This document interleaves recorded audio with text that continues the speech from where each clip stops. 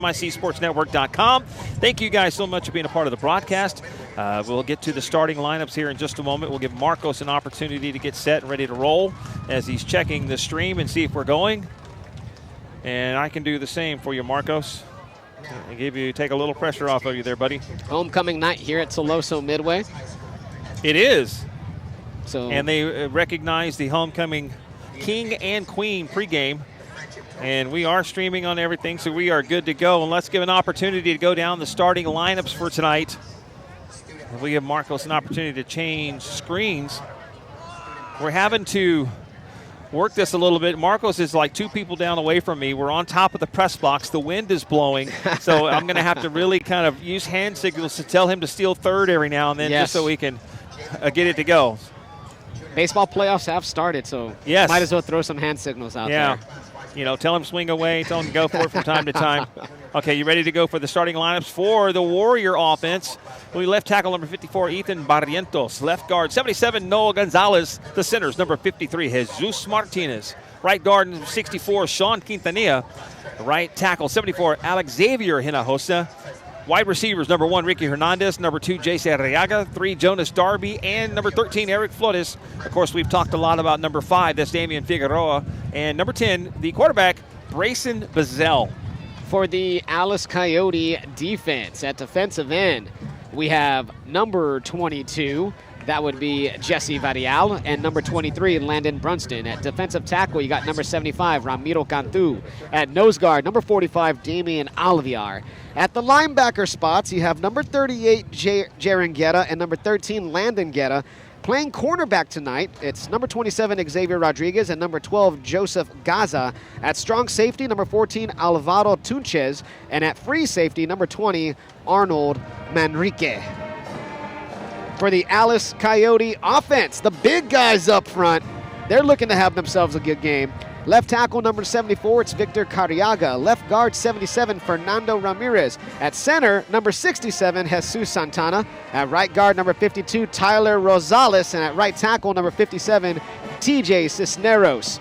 The wide receivers are as follows. Number 11, Colin Sesmelis. Number 13, Landon Guerra. Number 22, Jesse Varial, and number 3, Jamarian Peterson. At running back, it's number 21, Ryder Salais, and at quarterback, number 7, Lucian Cruz. For the Warriors, defensively, defensive ends, number 33, Jaden McCoy, who was named Homecoming King, and number 23, Jathan Ayala. The defensive tackles, number 84, Sean Burdick, and number 74, Alex Xavier Hinojosa. Hinojosa, a two-way player for the Warriors.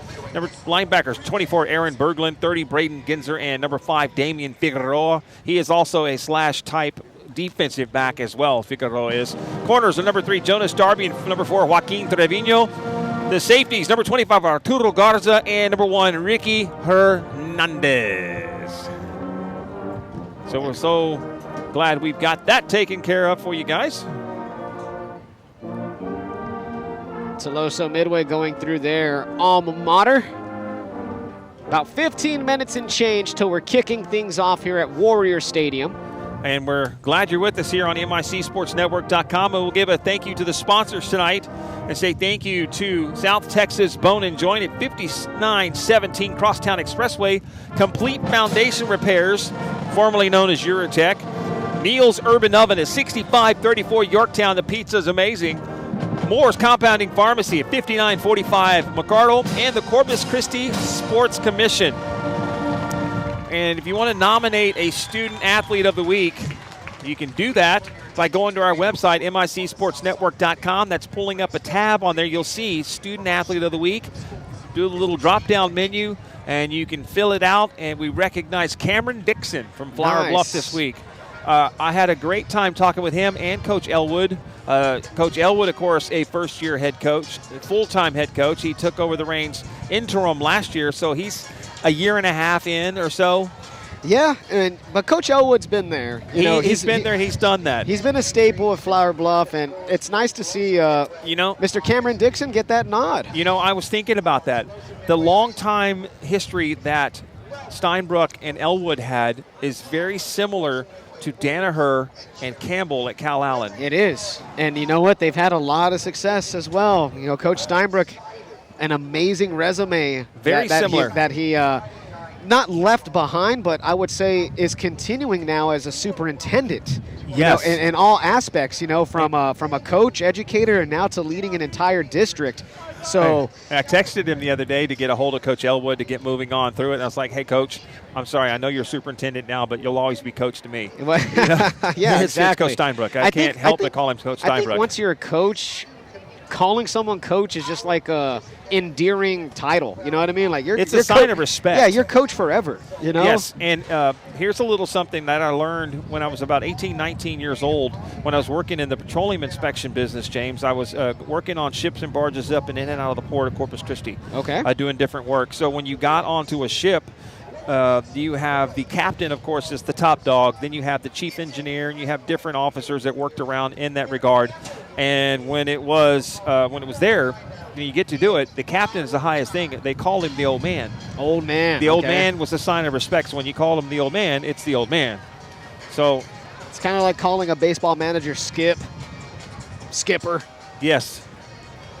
It's a sign of respect, and of course we appreciate all the coaches that we get to interact with throughout the course of the school year, whether it's football or baseball or any other coach that might have an athlete nominated for Student Athlete of the Week. Volleyball coaches, tennis, basketball. We've had tons of coaches that we've had the pleasure of interacting with and just growing those relationships and fostering those type of bonds throughout the course of the years. Now, 11 years into the Student Athlete of the Week. So you want to get your athlete nominated. They have to excel, of course, on the field and academically in the classroom. Head over to MICSportsNetwork.com, and there's the nomination tab, and you can go ahead and do that. Absolutely. Now let's take a look, as we were waiting for a little bit of time for the teams to come back out of the tunnels and stuff. We can take a look at the standings for both of these teams coming in. We're 5 weeks in, and we'll give an opportunity there. You see here in District 16 4A Division 1, once again, district play starting next week for these teams. Cal Allen, Tuloso, Midway, and Zapata. Zapata is 4-1 on the year. That's a good Valley club, Doug. That is a really good Valley club. They've always had traditionally strong teams. Far Valley View and Hidalgo round up the bottom two. We're familiar with Far Valley View. We've seen them twice in the past 2 years. And they're pretty decent. They have a win on the year. They're 1-4. You saw the standings there. Now let's go for the standings for the Alice Coyotes. We'll bring that out.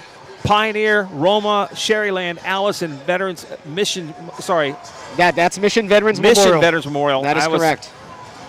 Pioneers 4-1, same as Roma. Sherryland coming in at 3-2. The Coyotes 2-3, and then Mission Memorial, which is surprising to me, is 0-5. Very surprising, because shocked. Not too long ago, that was a playoff team under Coach Gilpin down there. He's always had a tight program, and you talk about those two Sherryland teams, Pioneer and Sherryland High. Those are good ball clubs. Those are teams that are perennially tough, and even a Roma squad who we got to see last year play Gregory Portland in the first round of the playoffs. So, which, by the way, the second playoff game I ever did, calling with Vito and Bill Denton, was against Roma at the SAC in Laredo. Okay. Yeah. There we go. So that's a tough district, and Alice will be heading into district play next week when they take on the Sherryland Pioneer Diamondbacks down there at Mission Sherryland. Under 10 minutes to go till kickoff. We appreciate y'all being with us here for the pregame show, an extended pregame show. Yes. Started at 7 p.m. I was talking, Doug, while y'all guys were handling business over here. I was letting the listening audience know this is a traditional old-school 7:30 p.m. kickoff. Yes, it is, and I was not ready for it. I'm so used to the 7 o'clock kickoffs because everything we do for GP. Now CCISD has followed suit, and I know a lot of other schools are doing the same thing as well, is getting that 7 p.m. kickoff because you're done by 9:30. You get the food in your team, and players, you're not asking them to not eat until 10:30, 11 o'clock at night. And especially for road teams, you don't get home as late. Right. So, this is more of an old-school 7:30 p.m. kickoff that you don't see too often around these parts anymore, but we're here, and kind of throws my timing off a little bit. It really does. You know, it really internally, does. I'm like at 4 o'clock, we got to go to the stadium. We got to go now, unless it's out of town, you know? Yeah. When it's this, today, this is just a little road trip down the road. About the same distance from the station to Cabness. I was going to say about the same distance from the station to Ray Aikens Wildcat Stadium. Roughly. Yeah, but I would say roughly. Ballparkish. About 20 minutes maybe? It takes about that to takes about 15 to Portland. Yeah, just about. It was about 15 to here. Alice Coyotes are coming out of their visiting locker room. They're walking towards their tunnel. And they're all white. The Stormtrooper look for the Coyotes, coming off of a 31-0 defeat against Gregory Portland last week, where they gave up 257 rushing yards. They did hold Reed Dooms to 95 passing yards, but the story of that game was how the Wildcats were able to run on the Coyotes at will. Can the Coyotes muster up to the test tonight against this formidable Tuloso Midway rushing attack? That, to me, is going to be the biggest key of this ballgame. Absolutely. And, of course, when you look at what Alice also did last week, Doug, they had 2 interceptions. They're going to have to play clean, fundamental football against this Tuloso Midway defense, who, on the season, the TM defense has 8 takeaways. 8 takeaways. They've only given up the ball 4 times. That's a +4 differential. Anytime you're in the plus differential on giveaways versus takeaways, you're doing something right. So Tuloso Midway has a defense that can take the ball away. 4 interceptions on the year and 4 fumble recoveries. And as the teams are getting ready, we haven't seen the Warriors come out yet. I'm not sure which the way the Warriors come, because their helmet tunnel's at the south end of the stadium, but the locker room's at the north end. Yeah, they're in that multi-purpose dome right there. I would have put both. Looks like the Coyotes are about ready to come out of their opening. And the Texas-shaped opening with the big O-A and the Alabama A. It is the Alabama A, let's be honest. Coyotes take the field. Here they come. Man, we have such a good vantage point up here. Yes. I like it. I like it because we're high. We're high above everybody. We're also kind of almost over something without being over in anything odd. Anticipating a good one tonight. We appreciate y'all being with us. MICSportsNetwork.com and on our radio home, News Talk KEYS 1440 AM and 98.7 FM. My better half said everything's looking great and sounding great. There we go. That's all that matters. Hey, it's always nice to get that text. I see you guys. I hear you guys. Well, it's one of those peace of mind things that she gives me. It's like, hey, it's all great. Because I'll ask her every now, how's it sound? Are we okay? It's like, yes, everything's great. Okay, got it. Now looking off the distance, it looked like there may be a little. Looks ominous. Yes. Towards the Chapman Ranch area. But a lot of that stuff was kind of following a band, so to speak, and it's kind of working around. So it's not really a line of showers. It's kind of like hit or miss. And people are still filing into the parking lot behind us. And the Warriors are making their way from their locker room at the north end of the field. Packed house tonight at Warrior Stadium. Led by Damian Figueroa, the first one in line for this Warrior Ball Club. And they're going to make their way all the way down the sideline. Tuloso Midway. And they got the lights that dim and flash. That's pretty awesome. That's pretty cool. And you can see it on MICSportsNetwork.com. That's cool. The light show looks amazing. Wow. I saw them and I was like, okay, that's neat.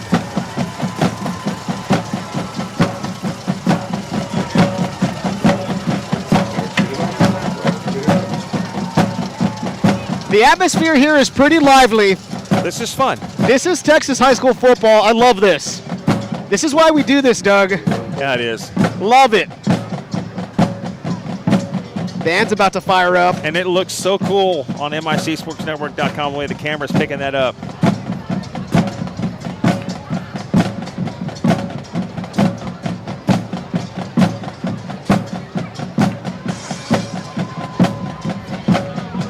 Be ready to roll as the Warriors with the American flag, the Texas flag, and a Warriors flag. From the south end of the end zone, the little hype, the intimidation run, the fog machines.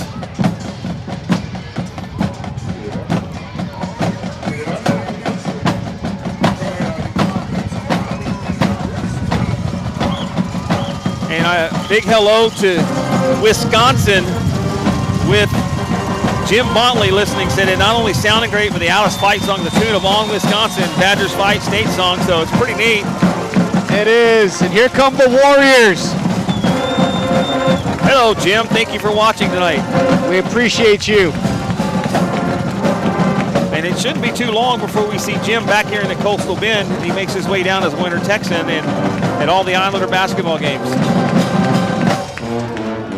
And we're working on it. We should cover a handful of high school basketball games this year.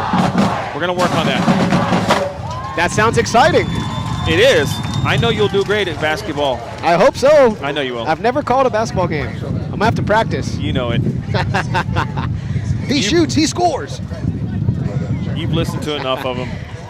Yeah. Ladies and gentlemen, they're getting ready. The NJROTC is on the home side, on the west side of the field. The Tuloso Midway Warrior team is making room for the NJROTC to make their way towards midfield. I imagine they will march out and turn around. And I apologize, I'm stepping on that they're having an invocation, but it's extremely hard to hear. Not to be disrespectful, but I didn't realize it was going with the way the wind is blowing right now. Yeah, I'm sorry, I didn't know, I couldn't hear them. The wind's kicked up for a little bit right now. It seems to have its moments, James, where it picks up a little bit and it'll blow pretty strong, about 20-something miles an hour, and then it drops down. This reminds me exactly of being on top of Cal Alice press box.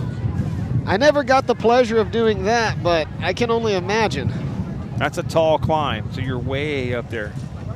And they've dropped the lights, the red, white, and blue here as the NJROTC makes their way out towards the middle of the field.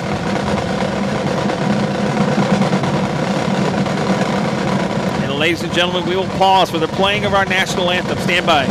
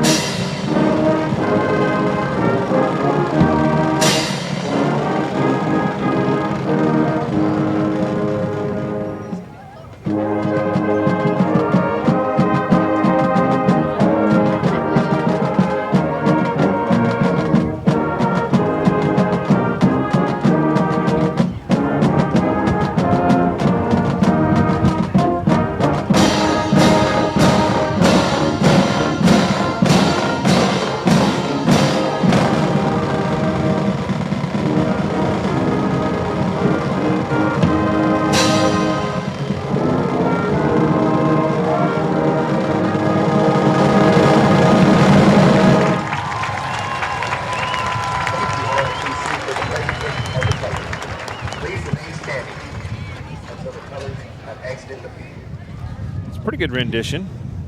I have yet to determine, and I know we haven't ranked our favorite national anthems. The Portland version is pretty cool. Yeah. Veterans does a nice job. Which one so far? I know Bluff does a great job on the national anthem. Out of the ones we've seen so far, Vets does a really good job. But I did enjoy what TM just did. That was awesome. I did too. And the colors are now off the field, and all the white lights are back on.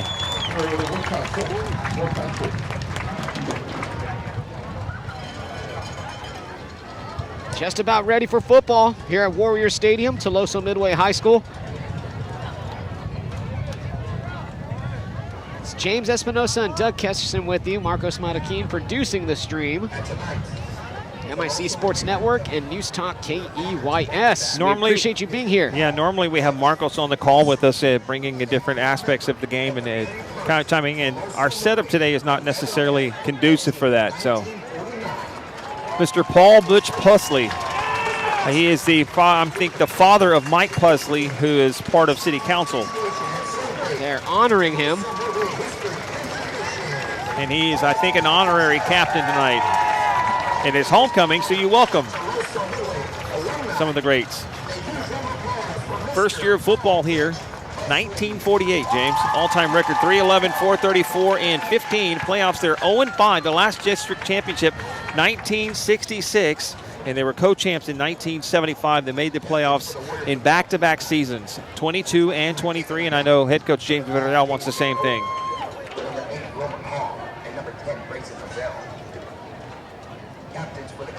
A note here from Marcos, member of the 1949 Tuloso Midway football team, Mr. Pusley. So the second year of football. Wow. And let's get the captains tonight. I did not get to see those. Yeah, apologies for that. I'll work on the Alice side. Okay, so it's number 29, Jathan Ayala. Number 5, Damian Figueroa. Number 10, Brayson Brazel. And number 8 is Will McCall. And for the Alice Coyotes, you got number 21, Ryder Salais. Number 2, Number 22, Jesse Varial. Number 71, Vincent Beck. And number 3, Jamarian Peterson. And who is that on the crutches? Is that number 10?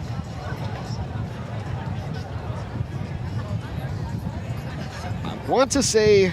I think that is number 10. Looks like Alejandro Acevedo. Your Coyote captains.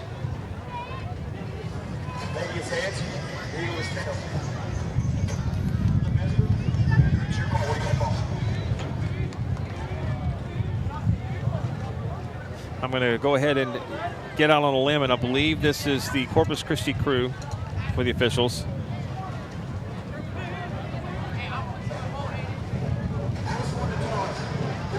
Robert Newton's the referee tonight.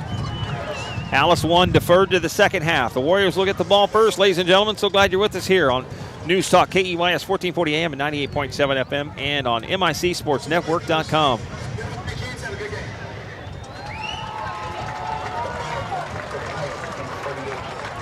Warriors will receive. And as a nice gesture, they're handing the coin to Mr. Pusley. That's awesome. So here you go, sir. Thank you for being a part of the festivities tonight for homecoming. We appreciate you. Nice, classy thing. Ready, set, 1, 2, 3.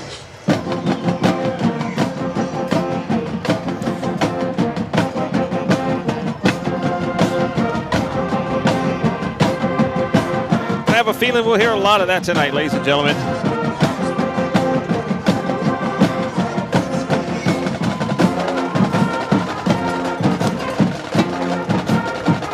Just about ready for football. Warriors set to receive. Joaquin Trevino, number 5, Damian Figueroa, and number 1, Ricky Hernandez are all heading back deep for the Warriors. Kicking for the Coyotes, number 4, Frank Urrutia. Another Friday night, week 6. And this is the updated Alice roster. Awesome. So I have all the names and numbers. Coach Stevens, you remember him from baseball? I Carroll? do. He's a girls coordinator. Former Mathis football head coach as well, and AD, athletic yeah. director. Here we go. It's football time. It's on the tee. The whistle has not started yet. And the kick, and the Coyote was offside. It was back deep into the end zone. And there's a flag on the play, and that's the offside I saw.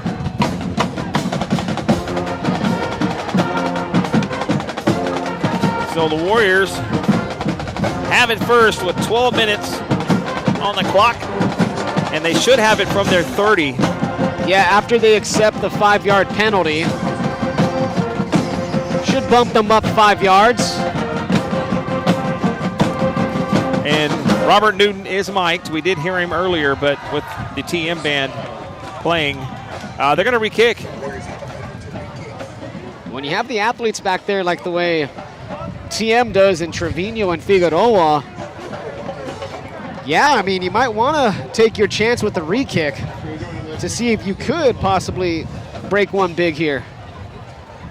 And it's homecoming night, so you know the fans are going to be amped up, and any good play that happens for them, they're going to be wound up, which is fun. Makes high school football fun. We've been a part of some electric atmospheres. We've been a part with some that have been a tad quiet from time to time. Yes.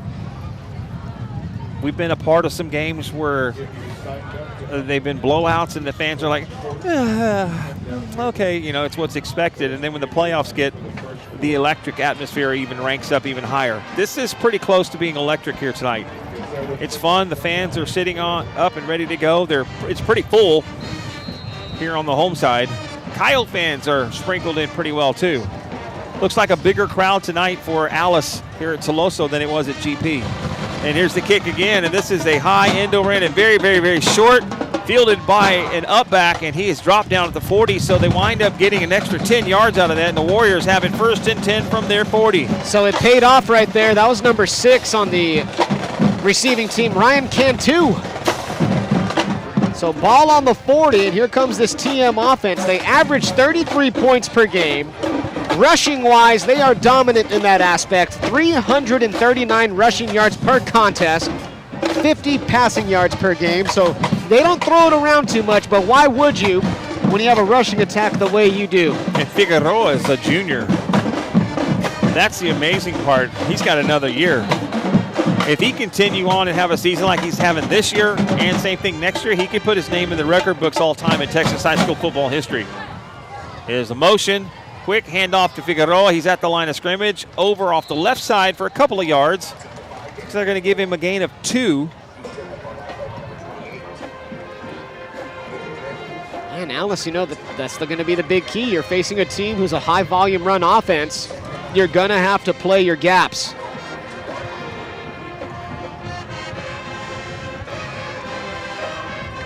Second down coming up for the Warriors.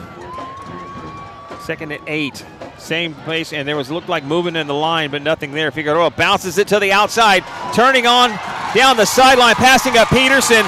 Cannot catch him. He's at the 10. Touchdown Warriors. 2 plays. The light show, the Figueroa show.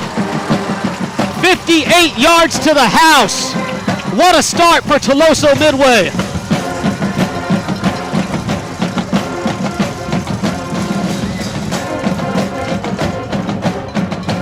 Now they're going to line up in the swinging gate as Will McCall is lined up as a tailback, and they looks like they are going to appear to go for 2 as Brizzell has a snap, a little pitch out to McCall, and he's dropped. 6-0 Warriors back after this. This orthopedic excellence starts here. With 50+ years of service in the Coastal Bend, 4 separate communities, 7 individual clinics, 9 different subspecialties, 1,500 patients seen each week. Don't settle for anything but the best. South Texas Bone and Joint, the go-to orthopedic office for you and your loved ones. Your care, always our priority. In Corpus Christi, we coast our own way. The city to the beach, coast is more than our part of the state. Coasting is a state of mind. We take our time. And take your vibe. We do things differently. And celebrate what makes us the same. This way of life is bigger than our beaches. We are the casually charming, The collectively cool. the creatively curious. We are the Gulf Coast capital.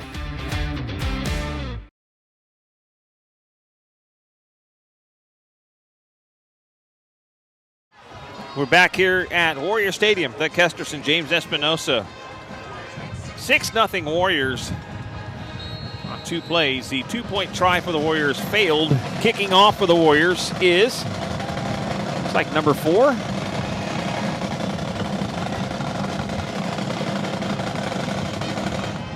And it's a end over end, high, drifting towards the sideline, caught by number 1.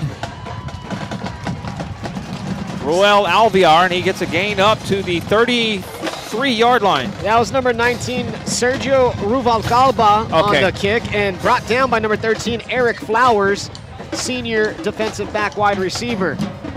So here come the Coyotes in their first possession. How are they going to respond with 11:08 here in the first? A lot of ball game left. Oh, yeah. all the ball game left. Look, they have an odd formation, empty backfield, 4 receivers on the left side of the formation. He throws it, and it's Sesmelis, and he is blasted for a loss on the play. That was Joaquin Trevino who just came up and sniffed out that screen. Hard hit right there from the defensive back. A loss of 3 back to the 30. Brings up 2nd down, 13 for the Coyotes.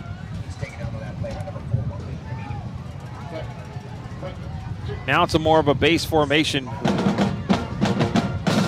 2 receivers on the right side. Snap. Hands off to the tailback. And fighting hard to get that yardage back and just couldn't quite get back to the original line of scrimmage. Or did he? He did. He got those 3 yards back. Salais. Sophomore Ricky Hernandez came in flying from the secondary to finally take down Salais. 3rd and 10.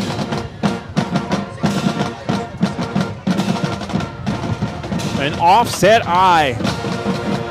Snap with a little pitch out. Salais wants to throw back. He's got it to Alvear. He's got a little bit of blocking. He's getting to the sideline, turning it down. One guy to pass up, and he's brought down out of bounds all the way inside the 35-yard line, and the Coyote fans are happy.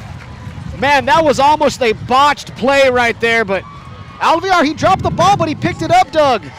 It was a backwards pass. And man, that's a big play for the Coyotes. All the way down to the Warrior 32-yard line in a 1st and 10.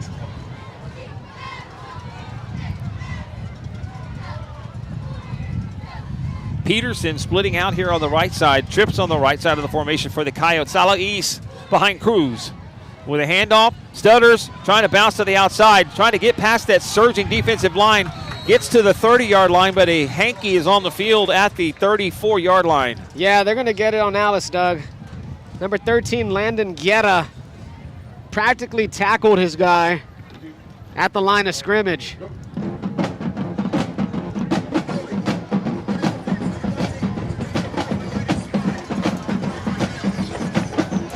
Ten-yard penalty moves it back to the 42-yard line. I don't know that he needed to hold on that play. I think the way that Salais was trying to bounce to the outside, and Alice looks like they're trying to get some of the perimeter game going and get something in. That was a play that we haven't seen this year from the Coyotes. Motion, goes back on the right side of the edge. Cruz rolling out, throwing on the run. It's caught by Peterson. He tried to slip a tackle and couldn't get away from it. It was the turf grabbed him.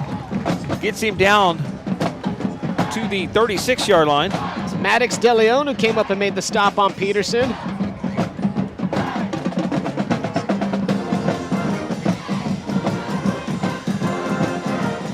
Makes a 2nd down and 14 for the Coyotes. Salais behind Cruz. That is not Cruz, is it? And a flag flying.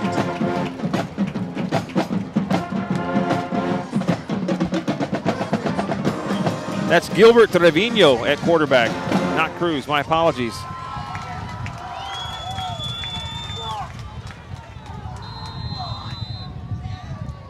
Cruz wears number 7. That is correct. So Trevino in at quarterback. Wearing 17. I saw the 7 and I just assumed it was Cruz. And of course it throws a wrinkle in our probable starters. Empty set again. Trevino, 1 to throw. Going down on the right side, going for Peterson, is knocked away. That was a great stop right there. A nice batted ball away from DeLeon. The senior defensive back got his hand in the way of the intended receiver, Peterson. About as textbook as it could get right there in defending your wide receiver. 3rd and extremely long. That false start penalty didn't help. Trevino looking over, the snap looking, has some pocket awareness, hit as he throws, almost intercepted and falls down incomplete at the 40, in and out of the hands of number 22, Matthew Rodriguez. Oh, man. What a big-time hit by Sean Burdick, the senior defensive lineman. Came in practically untouched and just laid a gigantic blow to Gilbert Trevino as he was releasing the football. Very fortunate. He had enough on that pass to get upfield with a little bit of oomph on it to get there. Coyotes back to punt. Urrutia. And Hernandez is back deep. It's a high punt going back deep. Hernandez feels it about the 5-yard line. Cuts to the left, back to the right. Gets across the 10-yard line. He didn't really have much room to operate. It was good punt return coverage by the Alice Coyotes. 6-0 Warriors, 7:55 left here in the first quarter. And it looks like they're spotting the ball at the 12, correct? That would be correct, Doug. 12-yard line. Second offensive possession coming up for the Warriors. Brazil and company. Figueroa is to his right. 1st and 10 from the 12. McCall in motion. Hand off to him. Tries to get to the outside, and he's dropped for a loss. Nice play from Dante Alvear. Alvear just didn't let the edge get sealed up. He was fighting with his blocker, stayed on his assignment, and really didn't leave much room to operate. That's a huge loss all the way back to the 6-yard line. It looks like they're spotting the 5, aren't they? Is that what I see is now the 5 and not the 6? Ball on the 5. We're pretty high up and pretty far away from that end of the end zone, so. Brazil takes the snap, gonna take it underneath his arm, turn upfield, gets a little bit of that yardage back, but not a lot. Gonna give him a gain of 1 to the 6. Looks like they're spotting him at the 7. Maybe a gain of 2. Nonetheless, a minimal gain.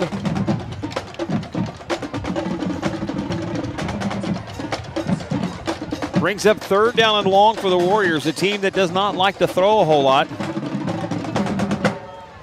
And a 2-by-2 set now, a base throwing formation with Figueroa to the right. Brazil in the end zone. Throws out to his right, and it's high, and it's caught, but not enough for a 1st down. Jace Arriaga on the catch. Yeah, he went up and got it, Doug, and he fell pretty hard. Kind of walking and jogging gingerly back to the sideline.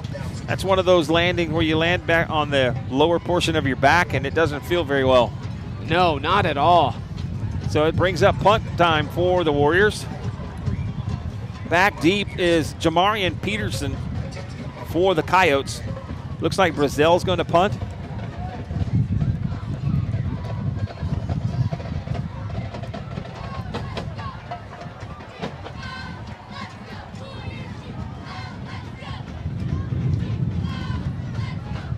And there's movement, wasn't there? Oh, that punt's high, and it's not going far. The wind affected this one. It's going to bounce at the 35 and take somewhat of a Coyote roll and stay level there, and they'll have excellent field position. Yeah, just punted it right into this crosswind here at Warrior Stadium. And that's going to be a difficult proposition for any kick that's going from south to north. And if you listen close enough, I'm sure you can hear it in our mics. It's not that bad. I have some extra thick windscreens on our mics on both of us here on our headsets and on the crowd mic that we have, so hopefully it'll do all right. Snap, this time direct snap. Coyote right busted up through the middle and coming flying in there. Roel Alvear on the keep, up the gut. It's a good play right there on 1st down. Down marked it to what, the 33? 33-yard line. That's a gain of 5 on 1st down. 2nd down and 5. Much better possession this time for the Coyotes. Back with Trevino as the QB, and Salais is behind him. Motion across and set. Hands off. Salais trying to bounce to the outside, and the Warriors just swarmed. There was no opening at all. Finally brought down. That was Jordan Gonzalez. And you're right, Doug. There was just a wall of maroon jerseys on that right side. Nowhere to go. And Salais is trying to do a nice job of being patient and letting a hole open up, and he realizing there's not a lot there. So he said, okay, I'm going to take it to the outside. And like you saw, we saw 4 Warriors converse out there and not really give him any cutback lanes, any opportunities. They were spread out very well. 2 receivers out on the left side of the formation. Now 2 coming out on the right side for the Coyotes on 3rd down and 5. Trevino throws. Peterson caught it. Bobbed it. Caught it again. I thought he was going to drop it. It's down inside the 25 at the 24 and a first down. Oh, wow. What a catch by Peterson. The concentration to stay with that after he was hit. The ball bobbled a few times, and he brought it down. He landed on his back, and I think it fell right in his belly. That is a category or a nominee for a play of the game. It's up there so far. 1st and 10. Trevino looks at the sideline, now telling his new back move over a little bit, and that is Hayden Trejo. Hands off Trejo, trying to bounce to the outside. Turns up the field, stays on his feet, gets a first down, I believe. It's going to be close, Doug. I think it's spotted right at the 20. No, that's the 15. Or excuse me, the 15. My apologies. Yeah, it's close. He's about a yard short. A 9-yard carry for Trejo. Clock stopped for the moment at 3:33 here in the first quarter. 6-0 Warriors on top of the Coyotes. Wind's really picking up right now. Trevino with a keep. No, that's Alvear. Alvear on the Wildcat, and he's got the yard for the first down, and they're moving the sticks at the 13-yard line, a gain of 2. Alice putting themselves together a nice drive. Short field, so you have to go in and score. You can take the lead. It'll be your first touchdown in 5 quarters.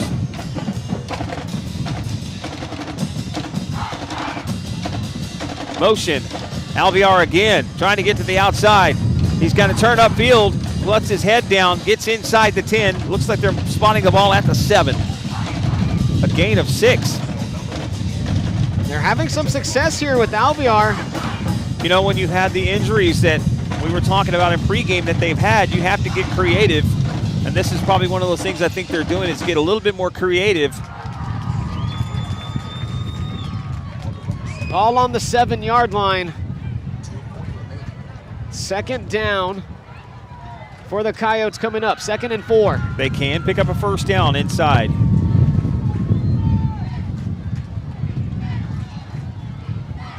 And a direct snap. Up the middle, fighting for some yardage. Down inside the 5 is Landon Brunston. He's going to be close. He's going to be just short of the sticks, Doug. Looks like he picked up 3 yards. Are they spotting him inside the 5? Because if he's at the 4, it's enough for a first down.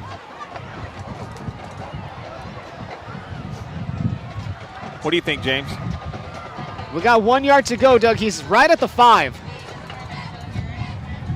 And again, let's keep it. He's going to plug straight ahead. Stays on his feet. Finds the end zone. Touchdown, Coyotes. Alice answers back. Brunston on the carry. And they just ran it right down to Tuloso Midway's throat. That was some power football by the Coyotes. And they have an opportunity to take the lead with the extra point. The snap is a little high, pulled it down, the kick is up, and it's through. The Coyotes lead 7-0. We'll be back right after this. This is Kelby at Moore's Compounding Pharmacy, where your health is our priority. Our supplements are science-based, high-quality products that will help you transform your life. See our products at moore'spharmacy.com today.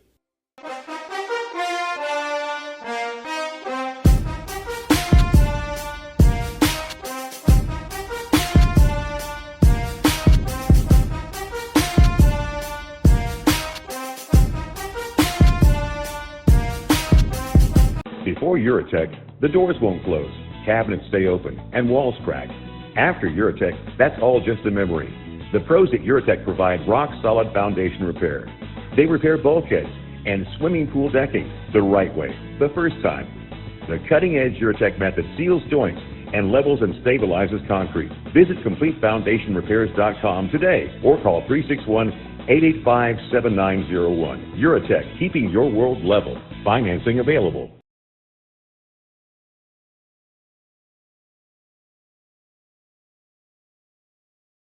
And very, very deep and into the end zone for a touchback. Alice answers back on their last drive. It was a Landon Brunston direct snap, 5 yards up the middle. Alice knocks down the extra point. They're up on the Warriors 7-6. There was a huge play on that drive by Jamarian Peterson, a first down catch where he had to elevate, catch it. He was hit, bobbled, concentrated, and kept the ball within his grasp as he went to the ground. That was a nice response drive from the Alice Coyotes. Extremely great responsive drive. Two receivers on the left side of the formation, single receiver right. Brazil, snap, handoff, Figueroa. He hits the line of scrimmage, reverses field, reverses again, and is dropped behind the 25-yard line back to the 24 for a 1-yard loss. It's a good job by the Coyote front. Landon Brunston was in on the stop, as well as number 22 for the Coyotes, Jesse Varial. The big guys got themselves a monumental task in trying to stop Figueroa, who has 1,200 yards rushing, 18 touchdowns on the season.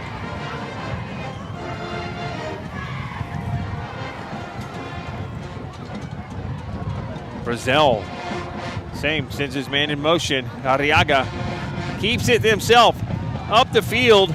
Brazil fighting, staying on his feet, got the first down.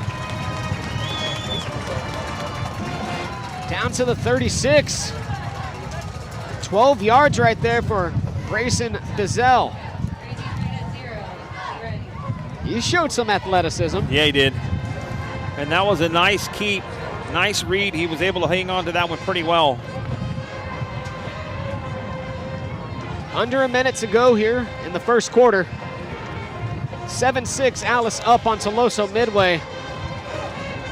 1st and 10 upcoming for the Warriors. Trips on the right side of the formation. Brazil with a snap, one to throw, fires it out. He's got it, bobbled it, was able to hang on to it and fall down to the turf as number 2, Arriaga. A minimal gain as it's spotted at the 42-yard line. It's a good pass right there. A little slant over the middle.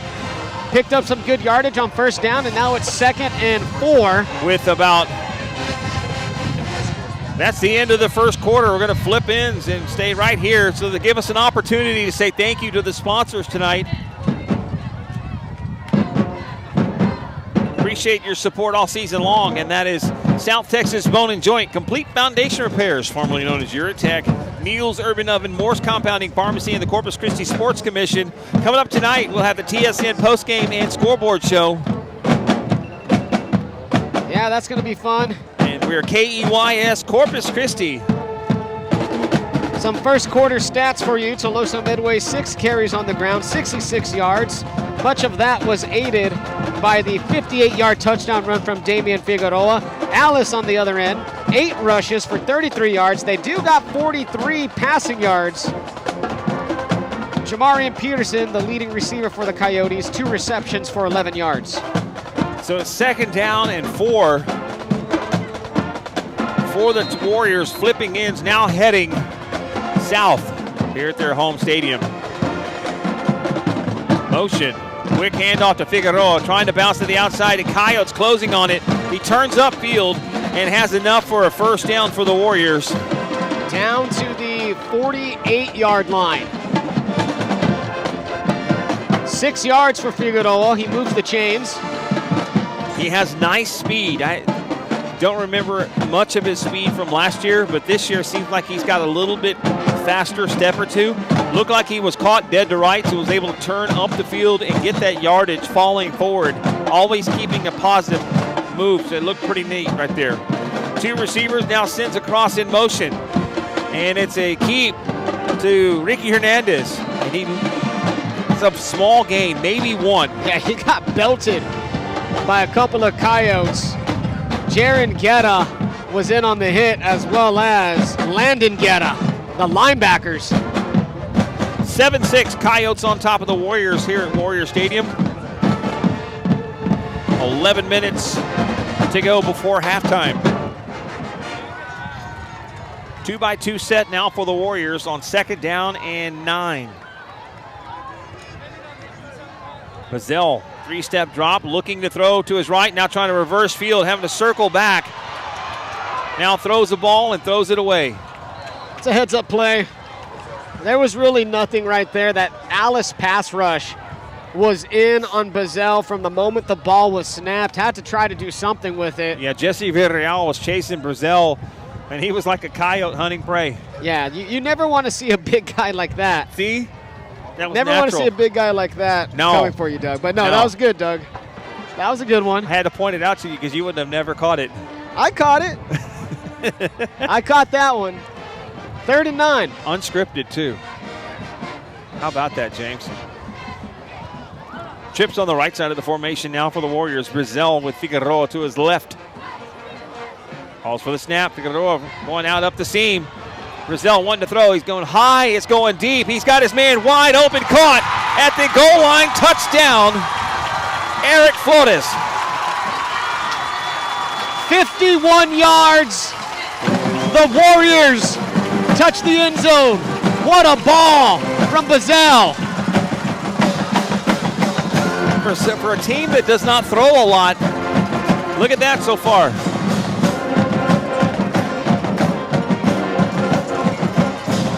What a catch. Also by Flores. Eric Flores. 7-12, going for 2. Bazell, Figueroa with the keep, and they have busted again behind the line. 12-7, a 5-point ball game. We'll take a break and be back right after this. G-Tech 360 proudly celebrating 20 years in business. What a local internet provider can do for you?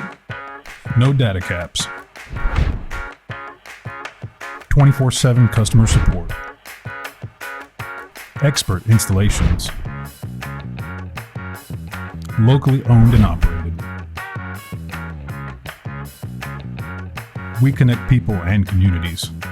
Give us a call today at 361-777-1400 for your internet, VoIP, and security needs. It's game time at Sames Ford, and that means you score big when you shop Sames and save. Check out this season's lineup, all new F-150s and Broncos, Rangers, and Mavericks. The front line is stacked with Explorers, Escapes, and the 7-seater Expedition. It's time to score big at Sames Ford with game time deals and big league discounts. We are Sames Ford, treating Texans right since 1910. Shop local, shop Sames. 12-7, and a short kick fielded up at the 30-yard line, and a Coyote just goes up the field. He's tripped up immediately, falls forward, gets an extra gain of a yard, maybe 2 out of that. Who was on the carry, James? Alvaro Tunches, number 14. What a ball from Braden Bazell to Eric Flores. 51 yards. Flores got behind his defender, Doug. He was, I would estimate, Doug, about 10 yards behind his defender. He fell asleep. He was wide open, and Bazell hit him for the 51-yard touchdown. Is that Trevino or is that Cruz? It's Trevino again. His numbers are tight. Hands off to Salais. Back to the line of scrimmage. No gain.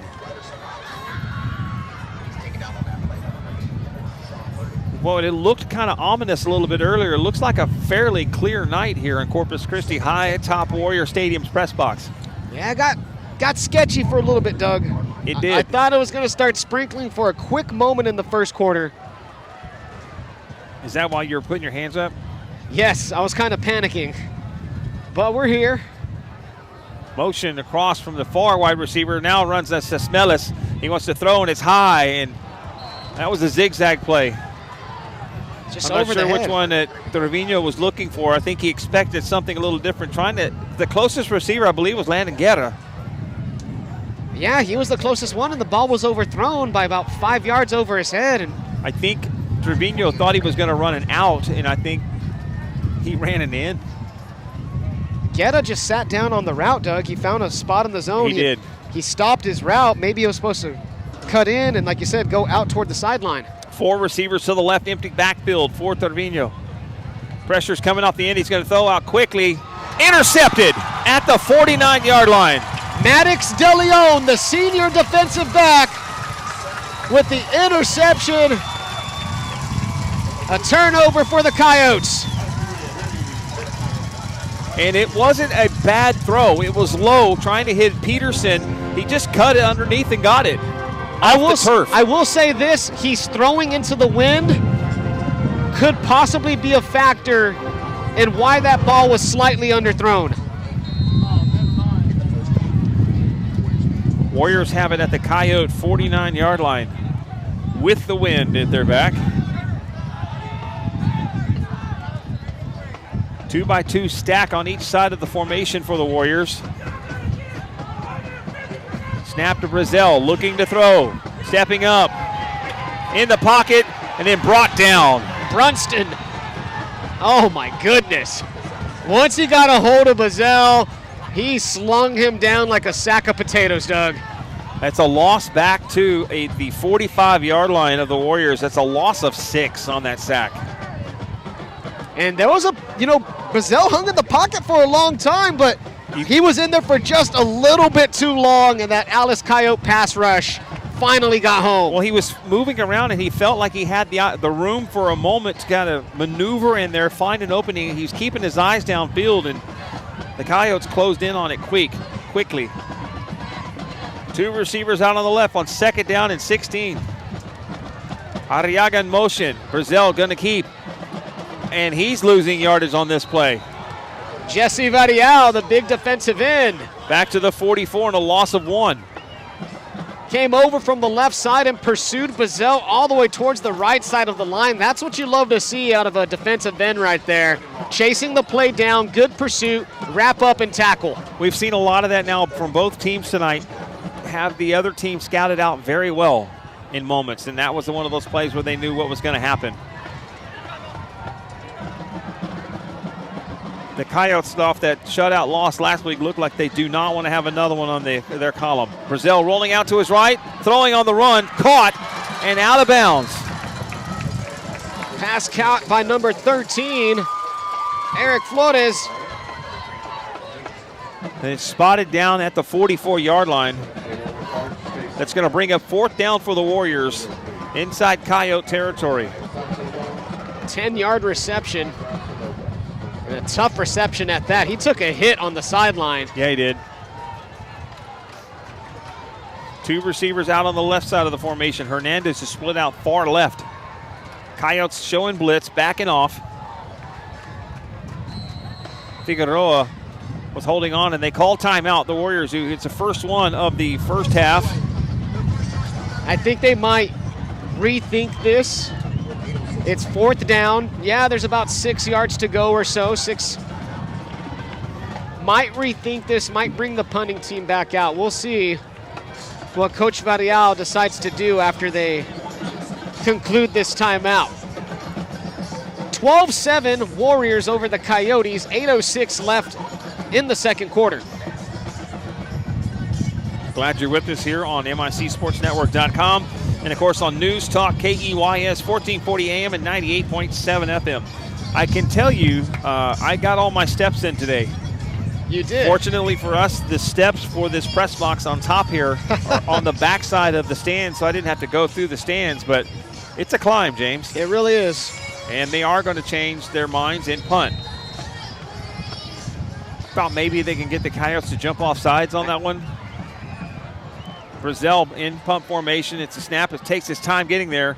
Nearly blocked. He got it away, though. And it goes out of bounds, sidewinder, and the official's got a long way to walk up to say where he thinks it went out of bounds at. About the 23 officially, where the punt lands out of bounds. That's where the Coyotes are going to take over. 12-7 Tuloso Midway over Alice. 8 minutes exactly left till halftime. MIC Sports Network and News Talk KEYS. We appreciate y'all being with us here tonight. James and Doug hanging with you on another Friday night at another stadium near you. How many, this is year 5 of us working together. Yes. When we're doubling up on games, how many games do we work together?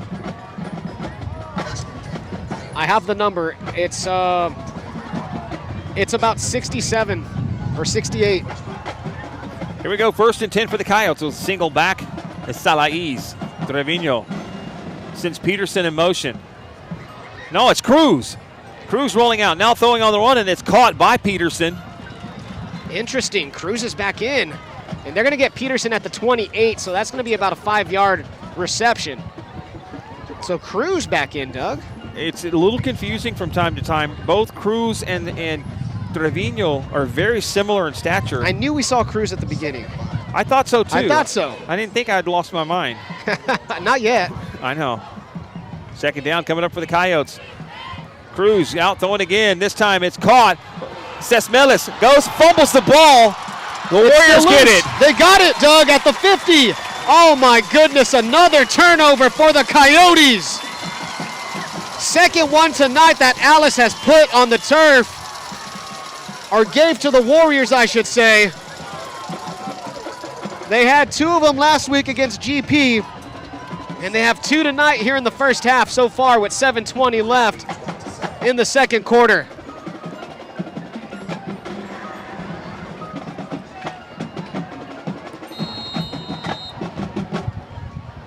Things just not going Alice's way in that regard.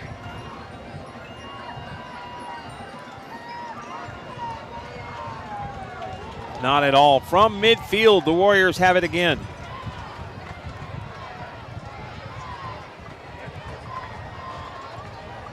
Coyotes led at the end of the first quarter, 7-6. Brazel pulls, throws it out. Flores with a shake and bake, stays on his feet, gets all the way down inside to the 30-yard line. 20 yards. And Flores is having himself a game, Doug. 3 receptions for 81 yards and a touchdown. For a team that does not have averaged very many passing yards, James. No, they came in averaging just 50 yards per game passing. They're at 95. They've doubled their total, their season average per game. 2 receivers out on the right side. They're sending 2 out on the left on a 2-by-2 base set. 1st and 10 from the 30 of the Coyotes. Quick snap, Figueroa right up the middle, and they pounce on him. But forward momentum gets him 5 yards down to the 25. It's like a Coyote wrapped him up. Big number 75 for the Coyotes, Ramiro Cantu, grabbed him as he was going by and just said, okay, you're not going past me. I'm not letting you go, but we're going to go down.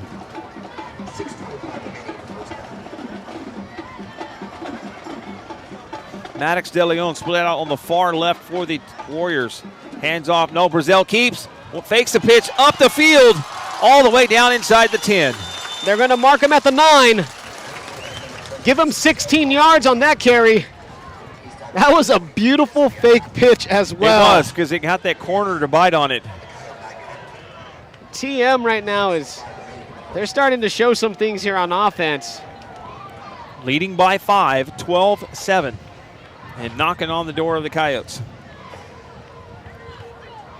Bringing in number 29, Jathan Ayala. And now a wing T formation. Figueroa trying to get it, more of a wishbone formation, my apologies. And Figueroa gets it down to about the... It's going to be close to the 5, Doug. Okay. If not, right on the 5 and officially the 5-yard line.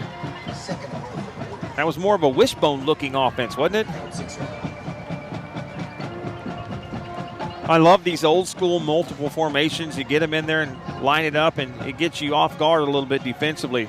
Like, whoa, I haven't seen that. You know? Just got to throw some wrinkles in there. Throw some eye candy, like you said, Doug, something the defense hasn't seen, and make them think twice about their assignments. Again, same formation. Brazel goes straight forward. Looks like he's down to the 3. And they're just going to go student body up the middle and try to get this ball across the goal line for a touchdown. And it's 3rd and goal from the 3-yard line. Bringing in number 56, George Garcia, a junior lineman. And also number 2, Jace Arriaga, bringing the play into Bazell. 12-7 the score, 4:41 to go before halftime. Old school formation, hands off Figueroa with a cutback. He's across the goal line. Touchdown Warriors. Figueroa for his second touchdown of the game, his 19th of the season, and the Warrior running attack all over this Coyote defense. They're going for 2. Snap to Figueroa. He's going to bounce to the outside, steps out of a tackle, crossing, and he's got it. The 2-point conversion is good. Flags right here, Doug, on the near sideline, around the 6-yard line. Well, they lined up at the 3, so what do they call here? Robert Newton on the call.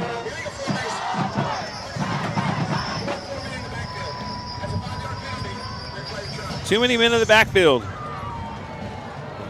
An illegal formation called. It's a 5-yard penalty. So they're going to move them back.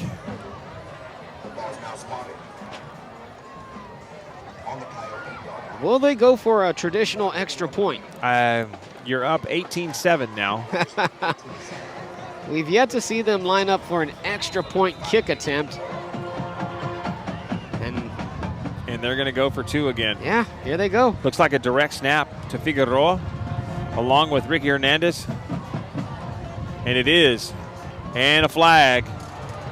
And Figueroa looks like he got his face mask grabbed, but he falls across. The 2-point is good, depending on the outcome of the penalty thrown by Robert Newton.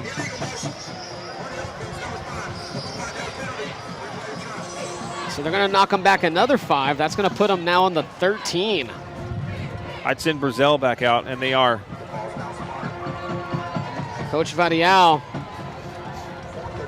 you can't be happy about the back-to-back penalties that are costing your team some valuable yards in a 2-point attempt try. You're up 18-7 right now, and sometimes coaches, you want a little extra something in film study tomorrow and the next day. This is a Dan Campbell-esque from the Lions. Yes.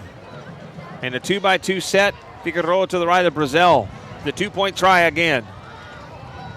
Brazell looking to throw, dumps it off the screen. Figueroa somehow another stops, takes off to the right. He's got a full head of steam. He got it. The 2-point's good. Incredible.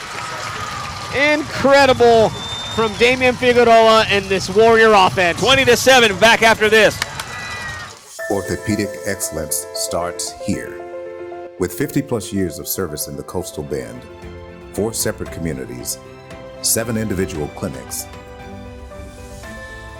9 different subspecialties, 1,500 patients seen each week. Don't settle for anything but the best. South Texas Bone and Joint, the go-to orthopedic office for you and your loved ones. Your care, always our priority. In Corpus Christi, we coast our own way. The city to the beach, coast is more than our part of the state. Coasting is a state of mind. We take our time. And take your vibe. We do things differently.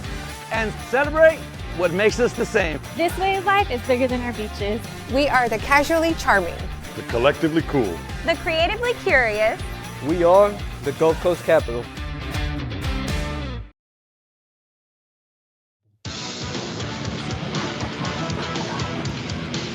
Cisneros has it teed up at the 40. And there's his kick. It's high, end over end, and very, very short. Fielded by an upback. He's got a full head of steam. He's down to the sideline. 1 man to beat. And out of bounds. Oh my goodness, what a nice run from Roel Alvear. You rarely see that happen where the upback fields it and just has a full lane right ahead of him. The Coyotes, who have turned the ball over in back-to-back possessions, will now start inside the 20, inside the 25 of the Warriors. At the 23 for 1st and 10. Not a very, very short field. Best starting field position tonight. Two receivers split out on the right. Cruz is back in the ball game with Salaiz behind him.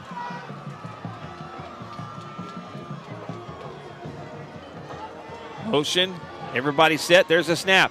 Hands off Salaiz, bouncing to the right, up the gut, and all the way down to the 10-yard line. Nice play.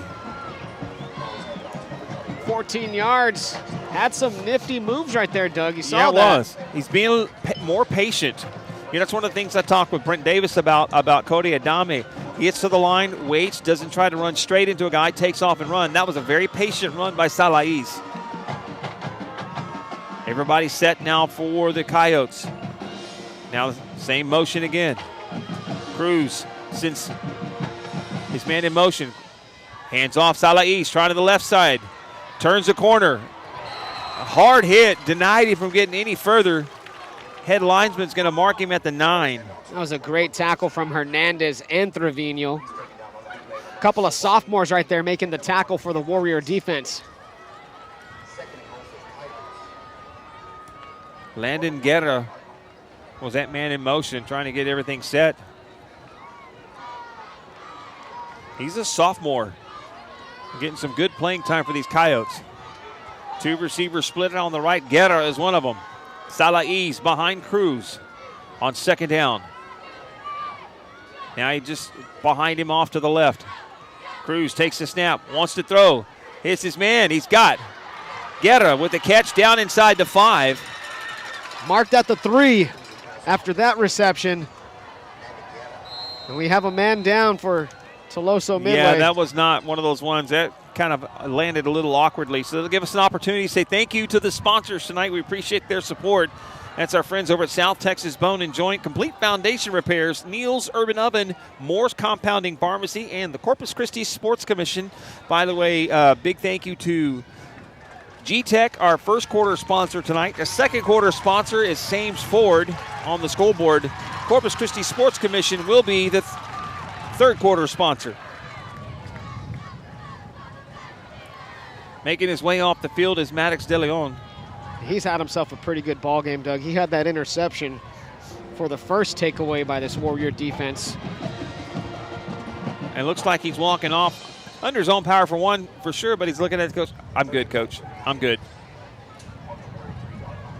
It'll be third down and goal from the 3 for the Coyotes.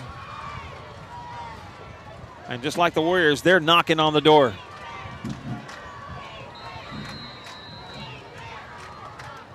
And timeout, Coyotes.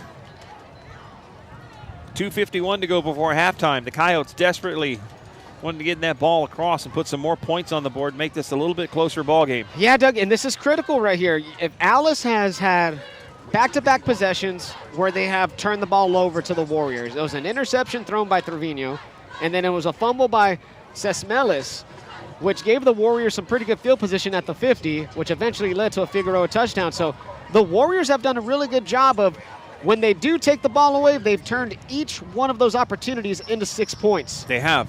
You have to, if you're Alice, you got to get across the goal line here and punch 6 on the board to keep yourselves in this ball game as we near half.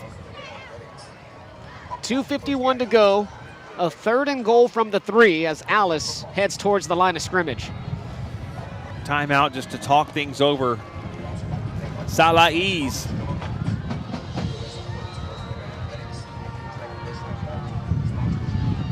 Alvear looks like he's going to take a direct snap again. And he does. He's going to follow behind some blocking. Flag flying on the play. He's across for a touchdown. Let's see what the flag is. And that one was high. And I think Marcos is on the spot. Illegal formation. And I kind of thought that, Doug, because you saw 3 guys. I thought I saw 3 guys move at the same time. I'm not sure. Right. It looked a little off to me from our vantage point up here. And that's going to knock you back 5 yards. That play worked. It did. It worked. Just wasn't the cleanest overall look. But they're bringing Cruz back in, so it's third and goal from the 8. Single back is Salaiz, 2 receivers on the right.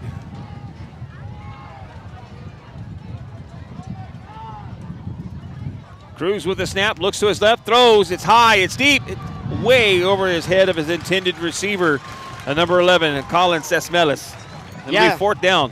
And Trevino did have some good coverage on Sesmelis, but like you said, Doug, the ball was just overthrown. Nobody had a chance at that one.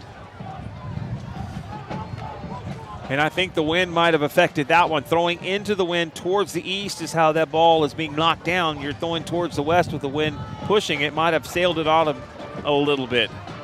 4th and goal. Coyote offense is on the field. From the 8-yard line.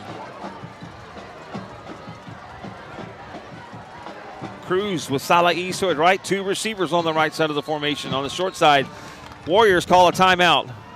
2nd 1 for Tuloso Midway. And Coach Varial wants to talk it over with the defense. Of course, Coach Varial has a heavy hand in this defense, Doug. Defensive coordinator, head coach.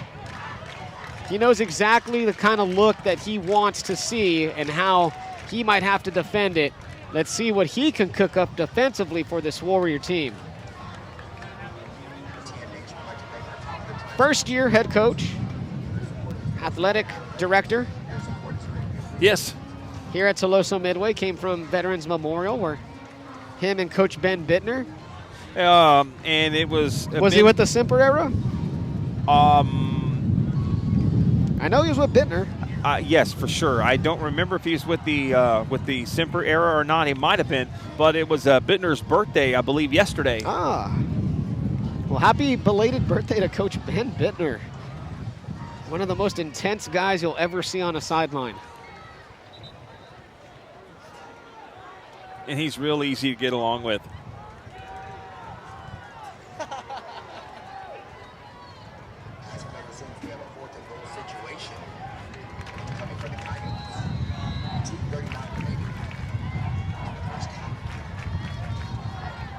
Here we go after the timeout. Cruz throwing. Hits Sesmelis for the touchdown. What a throw and what a route run right there. Post route, and he beats his man, Trevino, gets on the inside of Trevino. Trevino had no chance. That was just a beautiful route by Sesmelis and an even better throw by Cruz. And the Coyotes desperately needed that one, and success on that play. A late addition coming in for the Coyotes is number 9, David Ramirez. The block on the end. As Carlo Gonzalez tries the extra point. And the kick is up, and it is good. 20-14. We'll be back right after this. This is Kelby at Moore's Compounding Pharmacy, where your health is our priority. Our supplements are science-based, high-quality products that will help you transform your life. See our products at moore'spharmacy.com today.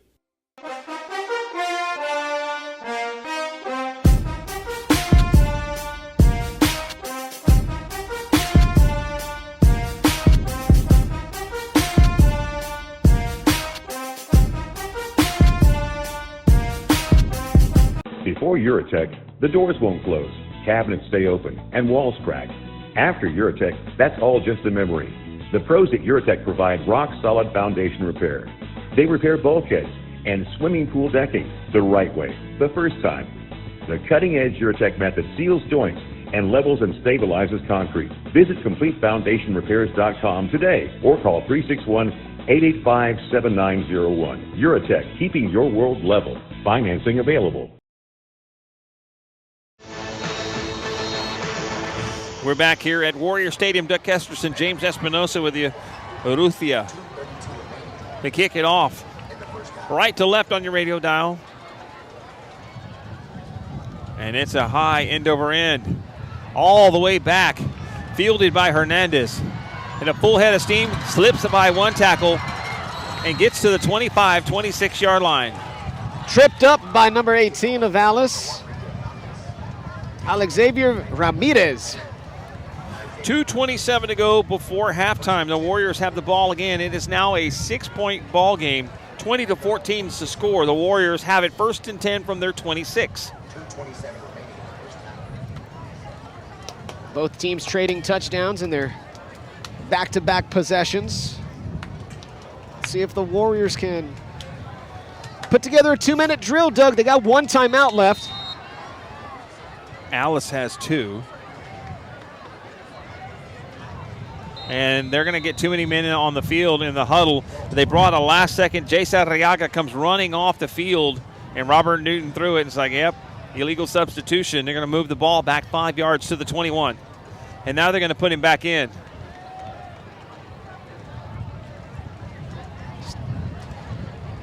An error that you cannot have before the ball's even snapped on your first play from scrimmage to open up a drive. And they brought out number 8, Will McCall. Wanted to get the right personnel. 1st and 15 for the Warriors from their 21. Brazel wants to keep, goes up the middle. One of the Coyotes grabbed a hold of that football as Brazel was going by. Wanted to make sure that he did allow him to get there. I mean, Bazell, not Brazel. Bazell. Sorry, Bazell. He had that loss, the penalty yardage back, and just shy of the 27-yard line. It's Brayson Bazell. My apologies. They send 2 Warriors out to the left side of the formation. Tight end on the left side. Now he sends his tight end in motion. Up the field. Quick throw out. Caught up the field across the 30 to the 32 maybe? Yeah, just about the 32, Doug. 33 was on the reception. Or excuse me, 32 I should say. Carlos Trevino. And it was caught by number 33? Or 33, yeah. Okay, and they do not have a 33. Nope. Hold on. Jaden McCoy is number 33. Okay, Jaden so McCoy. Jaden McCoy on the catch. Yes. For 5 yards. Yes. 3rd down. Clock running with 1:13 left. 2-by-2 set for the Warriors. Bazell throws quickly. It's caught for a 1st down. Tries to slip out of the tackle, and the Coyote held on for dear life as Ricky Hernandez made the grab for the 1st down at the 38-yard line. First reception for Hernandez tonight. A 2-by-2 set again. We are under a minute to play till halftime. Bazell looks now going back to his right, dumping off Figueroa. Hit, ball knocked out, incomplete. It's a big time hit from Jamarian Peterson. Jarred the ball loose, and Figueroa comes up kind of shaking his head a little bit. Yeah, I don't think he appreciated getting no, he got popped. hung out to dry. Yeah, he got popped right there from Peterson. And that could be a hit that can fire up your defense. Yes, absolutely. You're down 6 with 48 seconds to go before halftime. And Alice gets the ball to start the 3rd quarter. Here's the snap. Bazell looking, going to throw it off quick, high, intercepted by the Coyotes. He's got a little bit of room to run. If he can get by that lineman, he does. Down the sideline, inside the 25-yard line, Jace Arriaga. No, Dante Alvear. Dante Alvear with the interception. Big time right there from the Coyotes. They were down by 13 points just a few moments ago. Their defense steps up, and now the Coyotes with an opportunity to possibly take the lead into half. And a short field again. This time from the Warrior 19-yard line, James, with 35 seconds to go.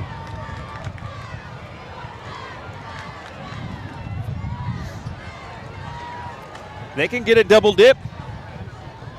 2 receivers on the right, a tight end on the left side of the formation. There's the whistle. Cruz looking. There's the snap. Wanting to throw. Waiting all day, and then finally falls down. And timeout. Timeout called. Is that by the Coyotes? I believe it is. Yeah. It is by the Coyotes. Okay, that's what I thought. I mean, it would make sense. With 28.2 seconds left. Sack could possibly be credited to Vicente Rodriguez. He was the man nearest Cruz as Cruz fell to the ground. Ball just at about the 25, loss of 6. You know, on that play, on that touchdown play earlier to Sesmelis on that post route, I would try to go to that well again because he had a lot of room to run. Yeah, and he had his guy beat, Doug, and it was just a great route. And Sesmelis is one of the better route runners. We've already seen him. This is our 3rd time seeing him this year. And each game he's had some moments. They absolutely worked the Carroll secondary in the first game of the year we had for the Peanut Butter Bowl. See what Coach Castellano has drawn up here. 28 seconds left till the half. Coyotes with the ball after a turnover, an interception by the Coyotes. Has them in Warrior territory. It'll be 2nd down and 16 from the 25-yard line with 28 seconds left. A 2-by-2 set. Cruz looking, pressure's coming, steps up in the pocket. Still on his feet, now throws quick, intercepted down the sideline. Who was that? Number 11 comes up again. That's Maddox DeLeon. His 2nd interception tonight. They trade turnovers. They trade interceptions. And I think the Warriors will be content with 19 seconds to run this out. That's the 3rd turnover by Alice here in the first half.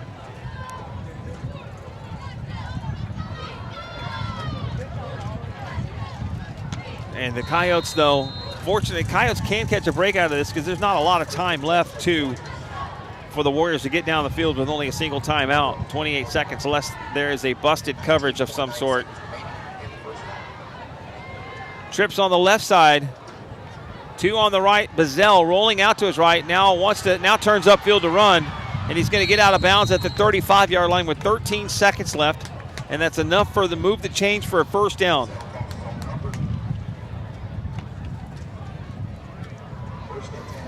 It's on the right hash. Alice, of course, playing extremely deep. 6 Coyotes that are about 10 yards or more behind the line of scrimmage. Now 4 Coyotes about 10 yards behind the line of scrimmage.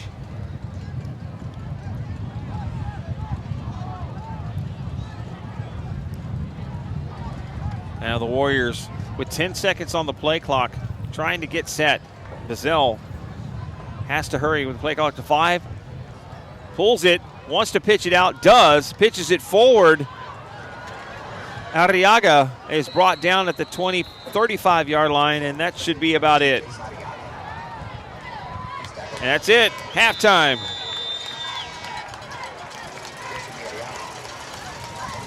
An entertaining first half.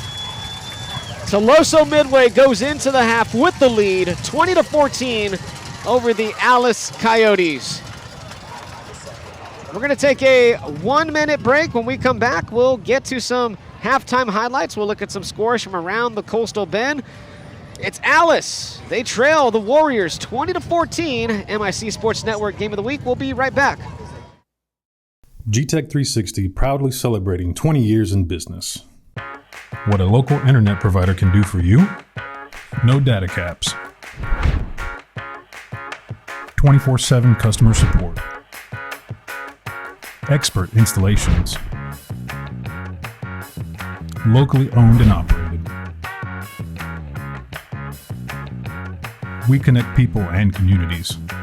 Give us a call today at 361-777-1400 for your internet, VoIP, and security needs.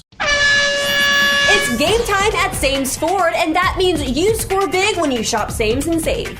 Check out this season's lineup, all new F-150s and Broncos, Rangers, and Mavericks. The front line is stacked with Explorers, Escapes, and the 7-seater Expedition. It's time to score big at Sames Ford with game time deals and big league discounts. We are Sames Ford, treating Texans right since 1910. Shop local, shop Sames. We're back here at Warrior Stadium. Doug Kesterson and James Espinosa. Halftime score is 20-14. The Warriors on top of the Coyotes at halftime. Yep, Warriors on top, and a pretty competitive game, Doug. I mean, we've seen turnovers. We've seen big plays, big runs, some big, long touchdown passes, especially from Bazell to Flores. We saw the prowess of Damian Figueroa on that 52-yard touchdown run. We've seen Alice answer back, and we talked about this, Doug, before the game. This was going to be a game for Alice in which their mettle would be tested a little bit. You lost 31-0 last week.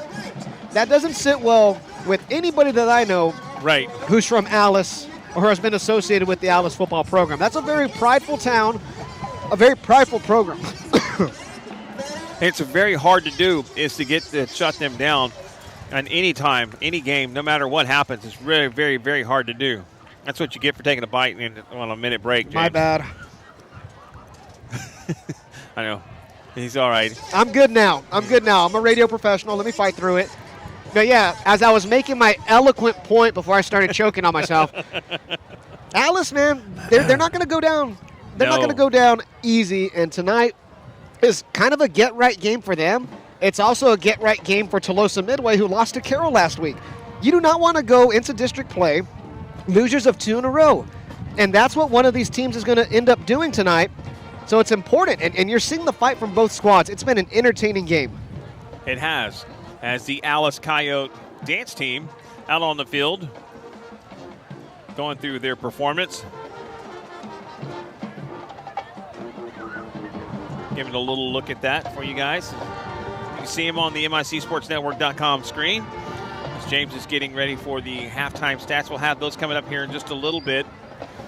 We can go ahead and step aside for a 3-minute break. Let's go ahead and take the 3-minute break, and when we come back, we'll bring you some more information. Stay with us. A lot more coming up from Warrior Field halftime as the Warriors lead the Coyotes 20-14. Back after this. In Corpus Christi, we coast our own way. The city to the beach, coast is more than our part of the state. Coasting is a state of mind. We take our time. Integrity. We do things differently. And celebrate what makes us the same. This way of life is bigger than our beaches. We are the casually charming, The collectively cool. the creatively curious, We are the Gulf Coast capital. Orthopedic excellence starts here. With 50-plus years of service in the Coastal Bend, 4 separate communities, 7 individual clinics, 9 different subspecialties, 1,500 patients seen each week. Don't settle for anything but the best. South Texas Bone and Joint, the go-to orthopedic office for you and your loved ones. Your care, always our priority. This is Kelby at Moore's Compounding Pharmacy, where your health is our priority. Our supplements are science-based, high-quality products that will help you transform your life. See our products at moore'spharmacy.com today.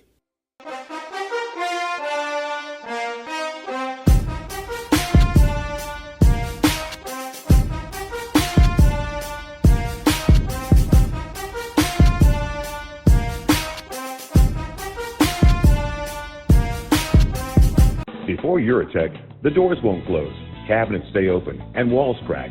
After Eurotech, that's all just a memory. The pros at Eurotech provide rock-solid foundation repair.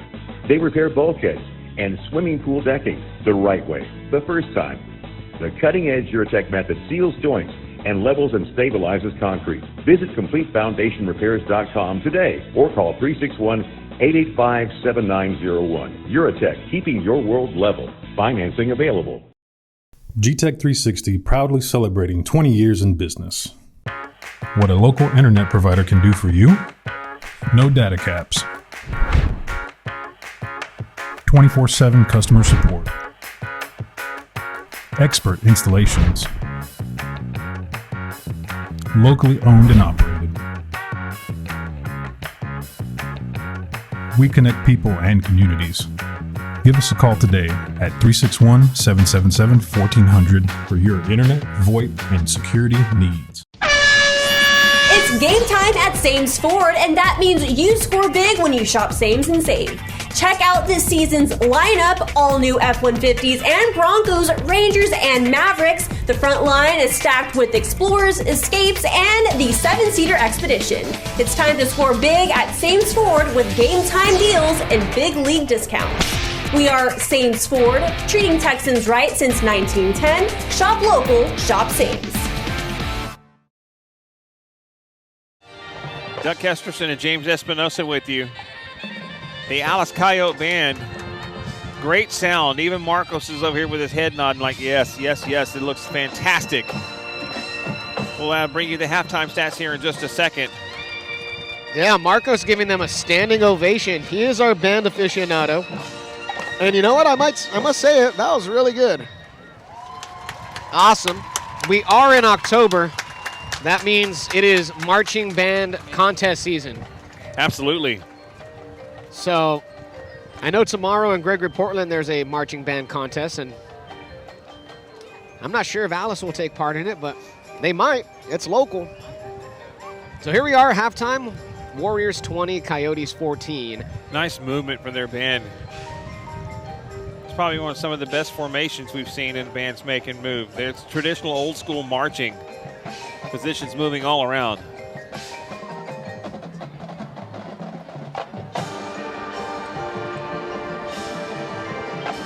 You see cheerleaders, dance team members, all in the band. Yeah, this is a good performance right here. They're definitely, like I mentioned, getting ready for contest season. And that's a big band. It is. Probably one of the larger ones we've seen in a while. James Espinosa, Doug Kesterson with you, hanging at Warrior Stadium. 20-14, Tuloso Midway over the Alice Coyotes. It's been an entertaining ball game. We'll get to some halftime stats here in a moment for you. You know, let's recap the scoring drives so far. The Warriors had the ball first. Coyotes won the toss. They deferred to the second half. It took all of 2 plays for the Warriors and Damian Figueroa to bust it for 58 yards and a touchdown. And it did not take a lot of time off that clock, maybe less than a minute. Yeah, about, let's see, 11:14 is whenever the touchdown occurred. So and they started the drive at the 12-minute mark because the kick out of bounds. So the extra point was no good. It was 6-0 Warriors. The next possession, the second offensive possession for the Coyotes, they had a short field at the Warrior 38, were able to move it, and in Brunston with the run, 7-6, the extra point was good. And that's the drive, Doug, that Peterson had that amazing first down conversion on the pass reception where he went up, got hit, ball was bobbled, the ball was out of his hands for a couple of moments, and then he kept his concentration as the ball fell right back into his hands as he hit the turf. And at the end of the first quarter, it was Coyotes 7, Warriors 6. And it didn't take long for the Warriors when they flipped in on the quarter touchdown to Eric Flores, 51-yard touchdown reception, Eric Flores. The extra point again, no good. Score was then 12-7. Yeah, Brayson Bizel, he just had Flores wide open. Flores beat his guy by at least 10 yards. Bizel just let it rip downfield to a wide open Flores. Coyotes get the ball back again, and Trevino throws an interception to De Leon. And it remains 12-7. They had a short field. The Warriors get it, and then they wind up punting all the way down to the Coyote 23-yard line. And then the Coyotes get it back again. A huge play. Smelitz was going to be all the way up inside to the 40-yard line, but fumbled it. The Warriors take over again. This time the Warriors are able to convert from midfield on a 3-yard Damian Figueroa touchdown run. The extra point, 2-point conversion was good. Figueroa with a 2-point conversion as well. Yes. Put the score at 20-7. And a 2-point conversion from 13 yards out on a screen where he had to beat 2 Alice defenders to the pylon. Yeah. I mean, look, we've seen Damian Figueroa do some things tonight. He has 2 touchdowns on the evening. He's been fantastic. And then the Coyotes respond right back. Sesmela's got a touchdown reception. It was now 20-14. So the Warriors get the ball. Dante Alvear picks off Bizel. Score stayed the same. Coyotes get the ball back. 2 plays later, De Leon with his second interception of the ball game kind of thwarts that Coyote double dip effort that they had going into the end of the half to try to take the lead going into halftime, and that's where we have our score. It's 20-14. Yeah, I mean, Alice had a moment right there where they had a chance to go into the half with the lead, and it's been Maddox DeLeon, and he's really stood out on defense tonight, Doug. He's made some great tackles. He's laid the wood on a couple of receivers, 2 interceptions. Hey, man, we're always looking for player of the game candidates. Anytime you can have 2 interceptions, that's, right. In my opinion, 2 interceptions in high school football by a single player, I'm not saying it's rare, but you don't see it all that often. So I would say so far, Maddox DeLeon is one of the candidates for the MIC Sports Network Player of the Game. And let's go ahead and take a look at the halftime stats as we give you the first half recap. James, take it away. Yeah, so looking at the stats here, 20-14, Tuloso Midway up over Alice. Let's start with the Warriors. 112 rushing yards on the ground, 106 passing yards for a total of 218 yards offensively. They have 1 turnover. It was an interception from Bizel. Alice, on the other hand, 14 total points, 42 rushing yards, 66 passing yards for 108 total yards of offense. And the big number on your screen right now, and as I'm about to deliver this to you over the airwaves, 3 turnovers from the Alice offense. 2 interceptions, 1 fumble. You know what? And only being down 6, turning the ball over 3 times and only generating 100 yards worth of offense so far, and outscored by 100 yards or outgained by 100 yards by the Warriors already, and you're down 6. You got to be feeling good going in, getting the ball to start the third quarter. Yeah, and it's also, Alice has had some pretty good plays on special teams, and they've benefited from some miscues by Tuloso Midway. A bad punt, which put them in good field position. That return from Alvear on the up back, all the way down to the 24 of TM, which put them in good field position as well. So look, they're taking advantage of TM mistakes, and yeah, they have 3 turnovers, but this is still a ball game. It's only a 6-point game here at the half, so Alice has been fortunate in that respect. Okay, we can go ahead now, and I believe let's take another 3-minute timeout. When we come back, we'll take a look at the standings once again and give you some scores from around the area. We'll do that. Stay with us. Some more coming up. Back after this. Orthopedic excellence starts here. With 50-plus years of service in the Coastal Bend, 4 separate communities, 7 individual clinics, 9 different subspecialties, 1,500 patients seen each week.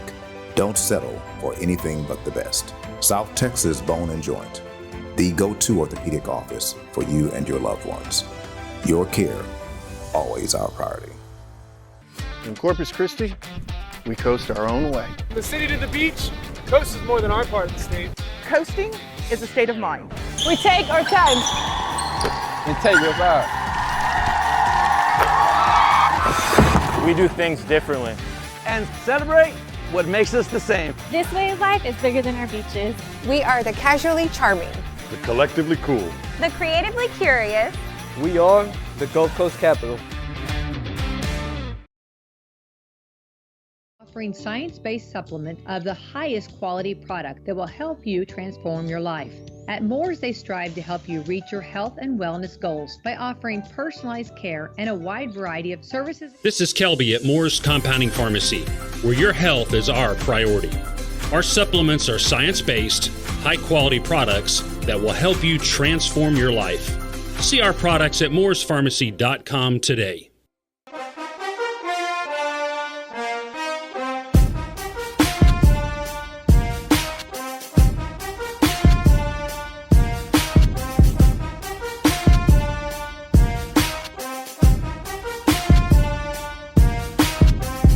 Before Eurotech, the doors won't close, cabinets stay open, and walls crack. After Eurotech, that's all just a memory. The pros at Eurotech provide rock-solid foundation repair. They repair bulkheads and swimming pool decking the right way, the first time. The cutting-edge Eurotech method seals joints and levels and stabilizes concrete. Visit CompleteFoundationRepairs.com today or call 361-885-7901. Eurotech, keeping your world level. Financing available. GTech 360 proudly celebrating 20 years in business. What a local internet provider can do for you? No data caps. 24/7 customer support. expert installations, locally owned and operated. We connect people and communities. Give us a call today at 361-777-1400 for your internet, VoIP, and security needs.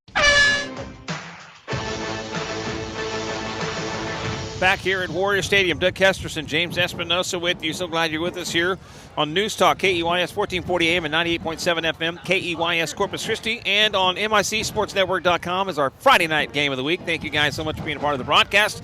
Scores from around the area tonight. A lot of teams are on bye week, so there are some interesting scores. Kerrville-Tybee in Victoria taking on the Warriors, and it's Warriors leading 38-6 in the third quarter. Wow. That's kind of a shocking score in my opinion, because Kerrville-Tybee is known as one of those traditional kind of San Antonio Hill Country powers. Yes. And West, this is a district game for them, Doug, and they have a very tough district. That's a way to get started. That's an awesome result so far for the Warriors. The Edna Cowboys all over the Aransas Pass Panthers at halftime, 41-0. That's close to a 50-burger at halftime. Yeah, and Edna's a top 5 team in the state in Class 3A. That's a really good ball club. The game that we called last week from Javelina Stadium, Marcos and I did with Moody and Kingsville on a back-and-forth ball game. 49-47 victory for the Moody Trojans over Kingsville. They are 49-0 all over Valley View Tigers. Yeah, look, it's Valley View. We've seen that before in respects to Valley View and a couple of games that we've called of theirs. And look, Kingsville's handling business. Good teams do this to teams that are not that good, Doug. I'm just being honest. Brownwood leading the Ingleside Mustangs 27-0 at half. Brownwood, that's a good team. Orange Grove 28-6 over West Oso. Carrizo Springs over Robstown 24-0 at halftime in Pickerland. And the score here 20-14. Cal Allen and Sinton. Cal Allen leading Sinton 10-6 at halftime. Wow. That's a very I know that's one of the biggest games in the state tonight. The Hornets and our student athlete of the week, Cameron Dixon and his team headed south to take on the Weslaco East Wildcats. It's 35-0 Flower Bluff on top of Weslaco. Ooh, that's tough. That's a tough one right there for Weslaco, and that's because Weslaco came into this game, I think, with a 4-1 record or so. They're a good team, but yeah, look, Flower Bluff's doing Flower Bluff things out there. Oh yeah. 28-13, Odom is leading Taft in Taft, and it's 48-0 Refugio over the Coffer Seahawks. Yeah, the Rivera Coffer Seahawks. Mathis leading London 16-6 in Mathis. Okay. In the second quarter. Not that I'm surprised. London hasn't been the strongest they've been in years past this year. Hebronville with an 8-0 lead over Banquete. And then no score reported from Monte Alto and George West. Three Rivers and Skidmore Tynan, no score reported. And, of course, next week, Carroll and King on a Thursday night matchup. Ooh, Doug, that's the rivalry right there. Yeah. Carroll and King, old school Corpus Christi rivalry. Love to see that. And next week we'll have, on Thursday night, we'll have Gregory Portland and Ray from Buck Stadium. And then on Friday evening, we will have Miller and Moody. So we got a couple of good games coming up for you next week. You can catch all the action on MICSportsNetwork.com or listen on our radio home, News Talk KEYS 1440 AM and 98.7 FM. And we are News Talk KEYS Corpus Christi. Right. Also, let's go ahead and take a look at the standings for both of these teams. Let's take a look at the, we'll get the standings going up here. And you'll see which one we'll have up first here in just a second as we look. Go ahead, James. Yeah, so the District 15 5A Division II standings. This is the Alice District. We're going to go ahead. Sherryland Pioneer, 4-1 record entering this weekend. Roma, 4-1. Sherryland High, 3-2. Alice, 2-3. This game pending, of course. And then Mission Veterans Memorial with an 0-5 mark. Let's go ahead and flip to the Tuloso Midway District. District 16 4A Division I. The Cowan Wildcats sit with a 4-1 record, and they currently lead Sinton tonight. TM 4-1, currently leading Alice. Zapata 4-1, tough team from the Valley. We saw Far Valley View. They're getting stomped by Kingsville right now. They're 1-4. They're about to be 1-5. And then Hidalgo 0-4 on the season. That's the district standings from both of these respective teams. Halftime, 20-14. Tuloso Midway up on Alice with about 8 minutes to go until both teams come out for the start of the second half. A little bit of a late evening for us with the 7:30 kickoff. Oh, yeah. Wasn't necessarily ready for that. I'm surprised, Doug. Just a little peek behind the curtain. I posted this morning on our MIC, social media, hey, game tonight, the game flyer, and it said 7:30. And then, Doug, I called you at some point around lunchtime, and you were like, I didn't know the game was at 7:30. And I was like, it's at 7:30, Doug. I didn't. I just assumed every game we were doing this year was at 7 o'clock because I thought everybody had followed suit, following along with, that's one thing Brent Davis does with Gregory Portland. He likes the games to start at 7 o'clock. He feels that the team can be better. There's less time for them to wait around to come back to the school, less time for distractions of any sort. You can get the team to focus a little bit better. And, of course, you're not having these guys playing so late. If you have to travel, you're not coming back so late as well either. So, pretty neat. Yeah, no, you're right about that, and it makes sense. And I'm glad you called because I'd have been out here a lot earlier today, and I realized. Did you have to make adjustments to your radio log? Yes, I did. And then I also had to change the time on our stream because I had it scheduled for 7 o'clock. I had to move it back a little bit. And so in a way, you saved the day. I saved the day. I officially did. I saved the day. I'll give you one for that. I have a cookie for you if you want it. I'll take it here at some point. I'll try not to eat on air like I did moments ago and almost choked on myself. You can eat on air. It's fine. Just don't choke. Warriors 20, Coyotes 14. Alice is already back out of their visiting locker room. They're going through some warm-ups here in the north side of Warrior Stadium. Warrior band on the field. They're finishing up their show. Nice performance for them as well. Sounds really good. It's been a battle of the bands here tonight between Alice and Tuloso Midway. A little bit of a battle of the bands, Marcos. Would you agree? He nods his head. 6 minutes to go until the start of the half. And here come the Warriors now, coming out of their home locker room. Both teams getting ready to hit the field for the second half of action. It's week 6. I cannot believe it's already week 6. I can't believe it's already October. Sooner or later, Doug, that weather will flip and we'll be having some 60-degree evenings, I imagine. Everyone I've had an opportunity to talk to, whether it was at I was getting lunch today, talking to the guys getting lunch, and other people that I've had the opportunity to talk to, there's a slight coolness in the air right now this year. Have you noticed that? Yeah. I think I have. A slight coolness. The mornings, some of the mornings last week were in the 70s. Really, really nice. The humidity has not been brutal like it has been at times. It's felt pretty good. And you're right. We're getting close to that time. That front's supposed to be coming through a little bit this weekend, sometime tomorrow. There's a possibility of rain later tonight, if not tomorrow. Not expecting to see a lot, but yeah. The fortunate thing for all these schools around now, most everybody now has turf fields. I think the Warriors were some of the last ones to hold on to the natural grass.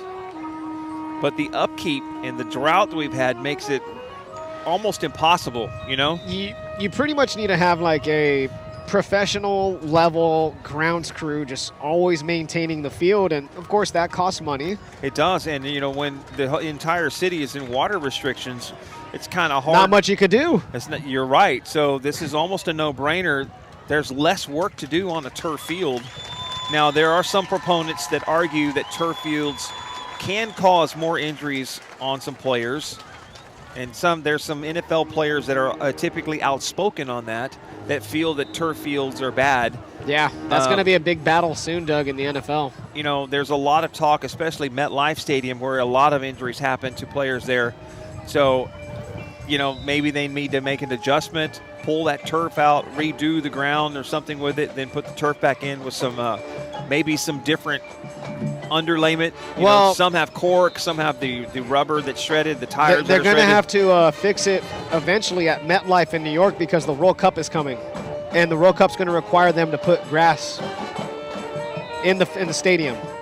So interesting. So even Jerry World is going to have World Cup games. They're going to have to take the turf out and put in real grass. That's a FIFA requirement. Wait, well, not real. Well, you know what I mean. Like they're going to have to lay down some sod. Yeah, I get you. And Jerry doesn't care about spending money. No. And you know what, man? It'd be nice if the Cowboys went back to some natural grass. I think that'd be cool. I don't know. The Arizona Cardinals are one of the few that have the grass that brings it in and out there. Yes. All right, we're going to step aside for a 60-second break. When we come back, we'll get you guys ready for the third quarter. Stay with us. More coming up from Warrior Stadium. It's 20-14 halftime. Back after this. This is Kelby at Moore's Compounding Pharmacy, where your health is our priority. Our supplements are science-based, high-quality products that will help you transform your life. See our products at moore'spharmacy.com today.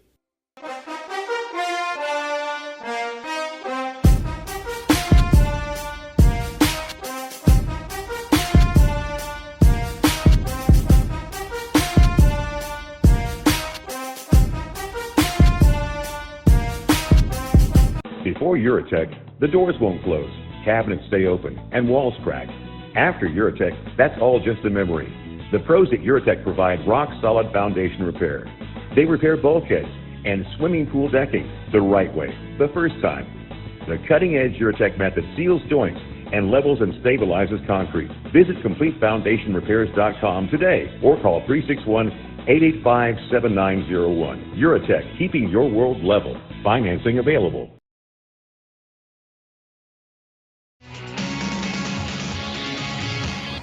Back here at Warrior Stadium, Doug Kesterson, James Espinoso, Marcos Martin came producing the live stream tonight. Will Waddell on the camera. Thank you guys so much for being a part of the broadcast with about a minute 30 before we get the third quarter underway here at Warrior Stadium, and the Warrior band getting a round of applause from the fans here on homecoming night. And who was it? It was McCall? Number McCoy, wasn't it? I thought it was McCall or McCoy. McCoy. Yes. McCoy was homecoming king. The Coyotes have pre-taken the field on the east side of the stadium, coming out of the north end of the end zone. And here come the Warriors again. Looking forward to a second half that should have all the dramatics. The fun thing about this season so far, the fun thing about the game last Thursday at Javelina Stadium, was a very competitive ball game. Tonight's been a very competitive ball game as well.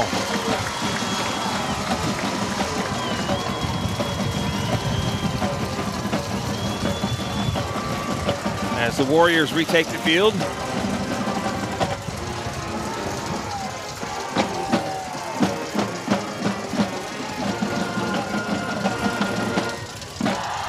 Second half coming up. Tuloso Midway 20, Alice 14. Make sure to follow us on our social media platforms. All games are available on demand on YouTube. I've been seeing a lot of games uploaded on YouTube this past week. I worked hard this weekend. I got them all uploaded. At MIC Sports Network on YouTube. Follow us on social media on X and on Insta at MIC Sports Network. Network spelled NETWRK.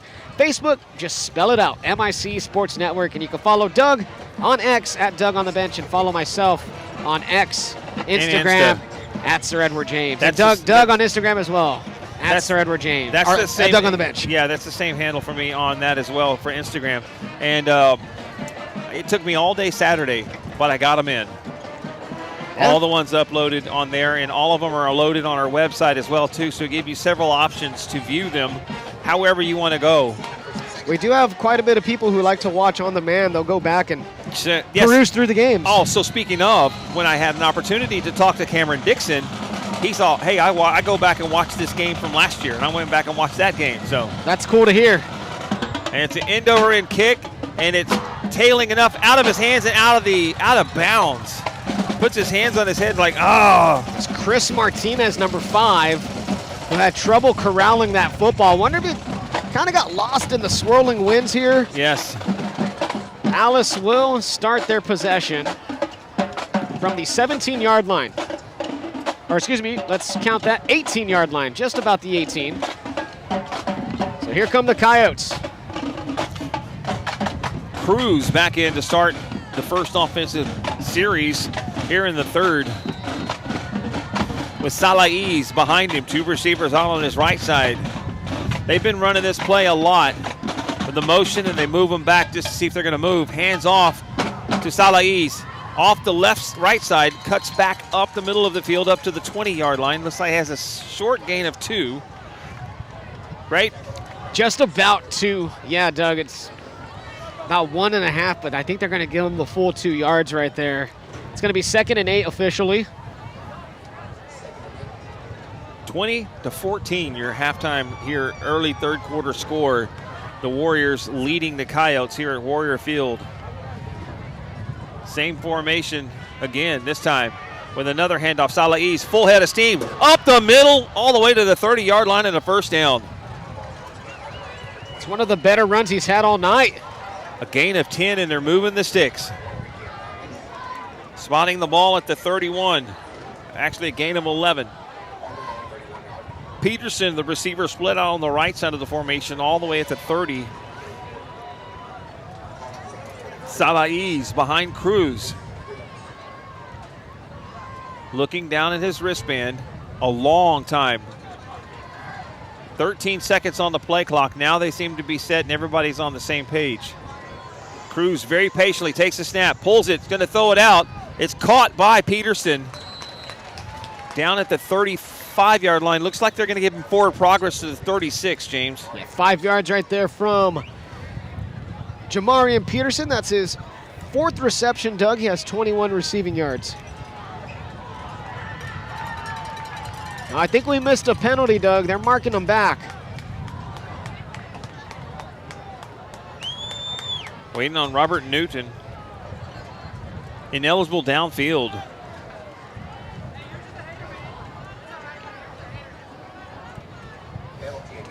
So adjust your scorecards right there. Moves them back to the 26.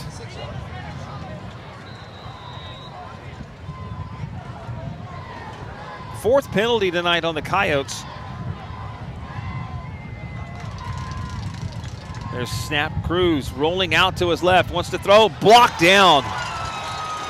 And he took a wallop as well, too. It's a big-time play. And took some trash talk. That was number 29, Jathan Ayala. Right in the face of Cruz, delivered the hit and got the pass knocked down with his big old paws. It looks like head coach Castellano was coming over and was like, hey, man, you're going to let him taunt like that and not call it? There was some jawing. You're right, Doug. A lot of jawing.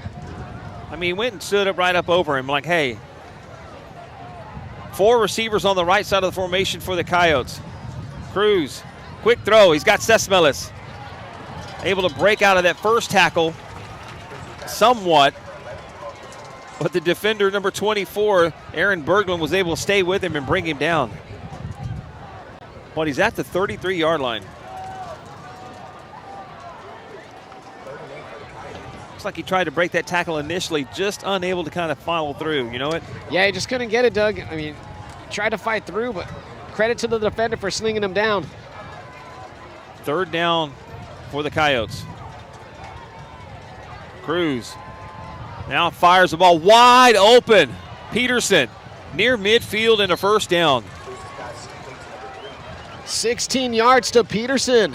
And Cruz has been putting some balls, Doug, right on the money. He's very accurate in that intermediate game. Good at the post routes, good at the slants. You know, in the first game against Carroll, the only pass he threw over the middle was intercepted and returned for a touchdown. We've seen him throw a lot of outs. He's really worked over the middle today. Salaiz with a gain on first down gets to Warrior territory to their 49. That's a gain of 2. Brings out 2nd down and 8. The big man brought him down. That's number 55, Adam Alvarez. Senior defensive lineman with the tackle.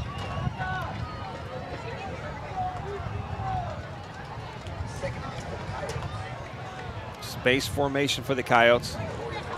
Cruz sends his tight end and H back in motion. They're set. Handoff, going to quick throw out. This time Peterson popped it up in the air, and it's an incomplete pass. That was awful borderline being a backwards pass. From our vantage point, Doug, I thought for a slight second it might have been a backwards pass, but incomplete nonetheless. They try to get him out there in space. Had a couple of blockers if he would have caught the ball. Right. The head linesman came from the Alice side and immediately signaled incomplete. 3rd down for the Coyotes.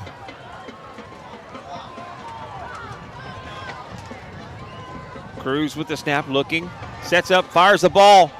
Peterson. And again, De Leon comes in. Might have gotten there a tad early, but the ball falls incomplete. Brings up 4th down. Coach Castellanos on the far end is irate. There's a few Alice coaches that wanted that penalty. They thought De Leon was hanging all over the receiver.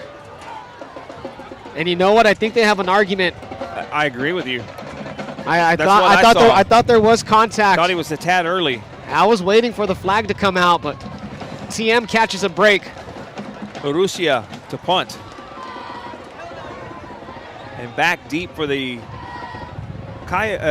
Warriors. It looks like number 7, Jordan Gonzalez. And it's a lefty punt, and it's sidewinder, and it goes out of bounds, and it takes a Warrior roll. Oh, my goodness. I think that punt literally went 2 yards. Officially a 2-yard punt. Oh, I don't know if it was blocked or just came off of his foot funny. I didn't see anybody touch that one, Doug. It just shanked off the side of his foot. That's a 2-yard punt. Eesh. That makes Is it that rough the for you. shortest punt you've ever seen in your career? That's a 2-yard punt. That's hard to beat. That's hard to beat right there. Probably. So Tuloso Midway, they're going to start at their own 47, going left to right. Bazell with his big tight end, Sean Burdick, lining up on the left side. He has Figueroa to his right and trips on the right side of the formation on 1st and 10.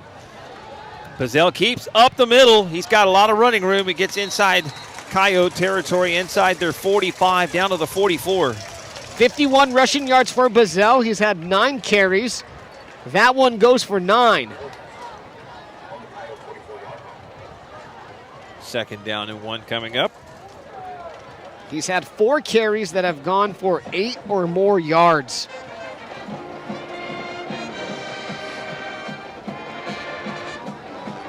Two receivers out on the left. There's a snap. Hands off Figueroa. He hits the line of scrimmage. He stays on his feet. And somehow or another, he keeps fighting for yardage. And he's got the 1st down to the 42-yard line. Landon Guetta was the one who made initial contact with him from the Alice side. Slowed him up just enough, but he still moves those chains.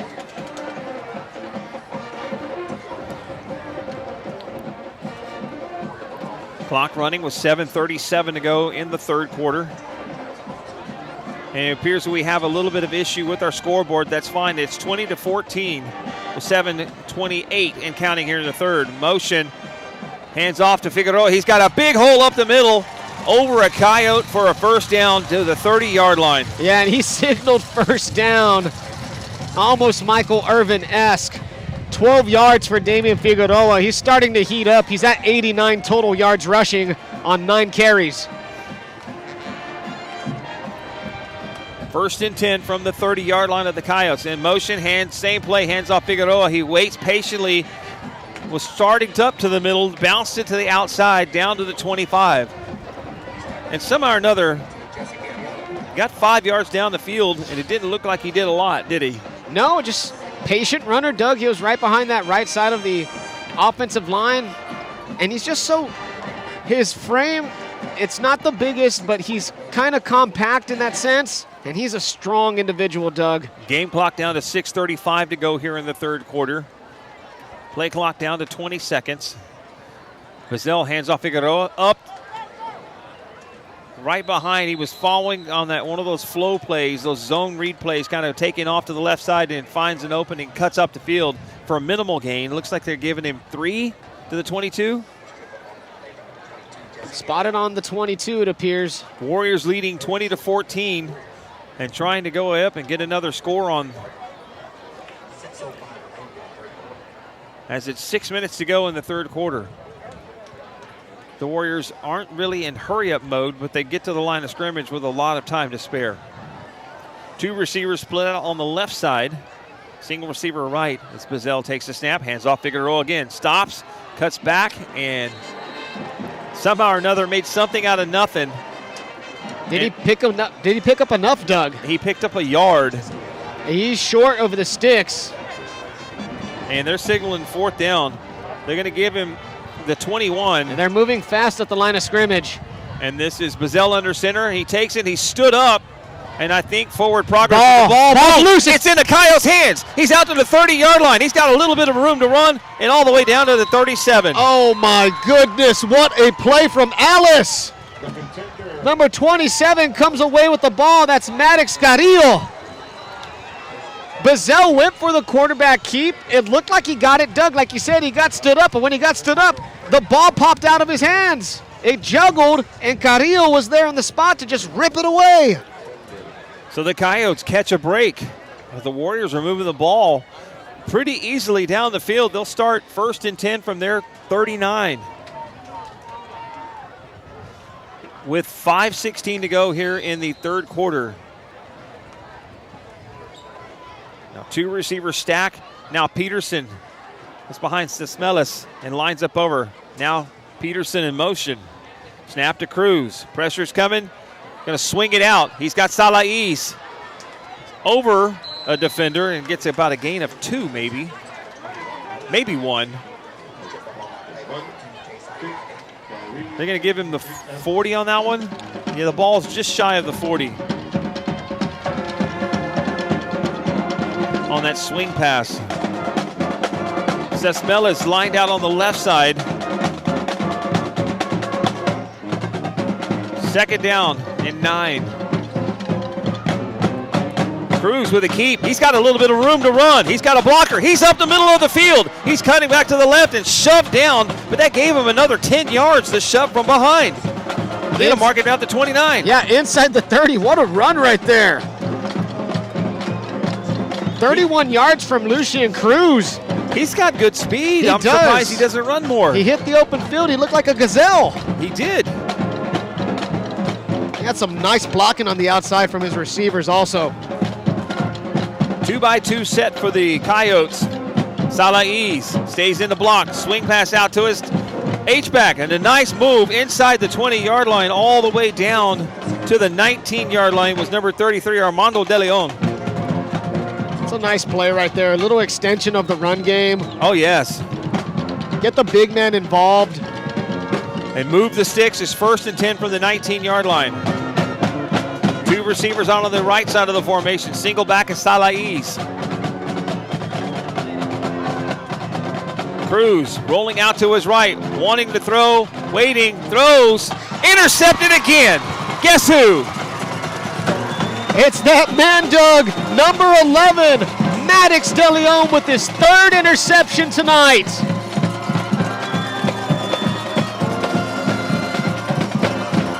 I don't know how he's doing it, Doug, but he is just everywhere. What a play from Maddox De Leon. My goodness, 3:36 That's a hat trick. A hat trick, Doug, of interceptions. It is. You know how hard that is to do? Wow. I had 2 in one game. To have 3. To 3. And in the days back when I played, they didn't throw the ball a whole lot. To have 2 in one game was a lot. You were lucky if they threw it 10 times. Yes. Man, that's incredible. There's been a couple of sequences tonight where they've traded turnovers, both offenses. Let's see if the Warriors can capitalize on this interception again. Snap to Bazell. Hands off Figueroa. And Figueroa up the field, probably got the 18-yard line. Gain of 4 on first down. He's averaging 4 yards a carry, and I'm not trying to do the math on it, but every time he looks, it's either 4 or 5 yards he's down the field, and it doesn't look like he's got a lot of yardage, but next thing you know, there he is. He's had 13 carries tonight, 102 yards, a couple of touchdowns. Of course, the long being the 58-yard touchdown run, second play from scrimmage. Second down and a long 6 to go for the Warriors. Arriaga motion, hands off to Figueroa. And again, another 4 yards down the field at the 22.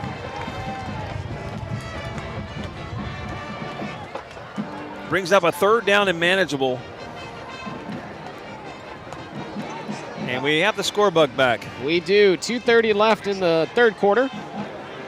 We are running off hotspots tonight. Normally we run Ethernet cables in the venues with the provided internet and stuff, so we're making do tonight. Third down and short for the Warriors. Hands off. Figueroa somehow or another fighting for the yardage, has got the first down. His lean and pushing with his legs, driving up to the 25. That is just an impressive young man, Doug. The way he, like you said, that lean that he has just to go forward and pick up that extra yardage and continue to push with his lower body. It's like the moment he makes contact, he puts that shoulder pad into the chest of the defender, he starts pumping and driving those legs a little harder. Because okay, I'm making contact, now I'm going to move you. We're going to go forward. I'm not going backwards. First and 10, Warriors. Hands off Figueroa at the line of scrimmage, and that was the shortest gain of the night, 1 for Figueroa. Yeah, he was stuffed at the line by Jesse Varial. Not many times that you can say you've done that to Damian Figueroa.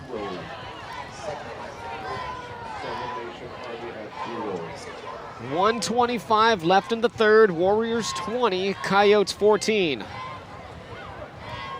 And a minute 20 to go before the fourth quarter. A lot of scoring by this moment, by the end of the first.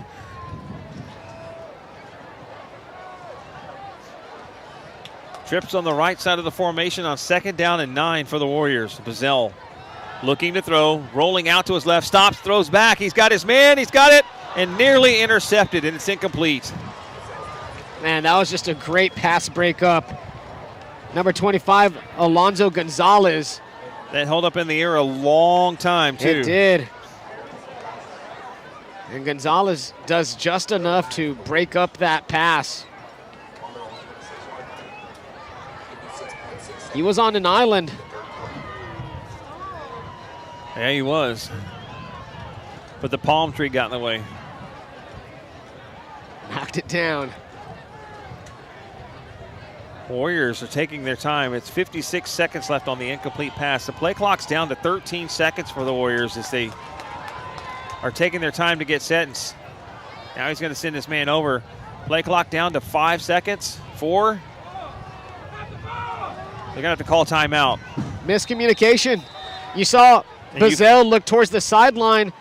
I think Bazell, look, they lost track of the clock. Something happened, obviously, Doug, because Bazell looked at the clock, looked at his sideline, and just kind of threw his hands up like, what are we doing? What are we doing? And he's forced to call a timeout.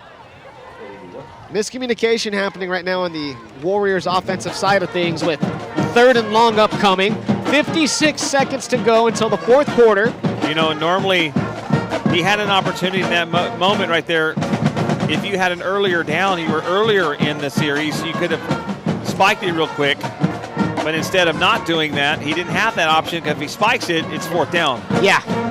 You were forced to call a timeout right there or eat the 5-yard penalty and put yourself further behind. You know, honestly, that's probably the wise thing to do. You don't want to have to burn a timeout in a close game like this, right? But you do not want to put yourself at 3rd and 14. And that's what you expect out of a senior quarterback. Some smart decision making. We've seen him throw a ball out of bounds away. And then we see that timeout there, him paying attention to the game clock, the play clock, sorry. Third down for the Warriors. Sends his man in motion. Figueroa left a little early, but nothing there. He's going to throw the ball deep. He's got Figueroa caught. He's on his feet, breaks the tackle, turning on the Jets. They're not going to catch Damian Figueroa. Touchdown, Warriors. Is there anything he can't do? I don't know. Third touchdown of the evening for Damian Figueroa, this time of the pass-catching variety. And they're going for 2 again. It's 26-14. They're bringing Will McCall back in. And the last second edition, they're going to trade out. And now they're going to try the traditional extra point, James. They're going to kick. First time we've seen it tonight from the Warriors. 45 seconds left here in the third quarter. It's now 26-14. The snap, the kick is up, and it is good. 27-14. Back after this. GTech 360 proudly celebrating 20 years in business. What a local internet provider can do for you? No data caps. 24/7 customer support. Expert installations. Locally owned and operated.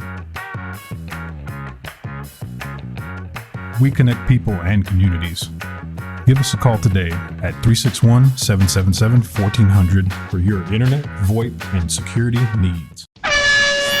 It's game time at Sames Ford, and that means you score big when you shop Sames and save.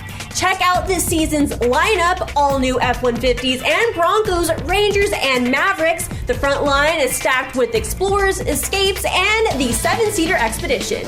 It's time to score big at Sames Ford with game time deals and big league discounts.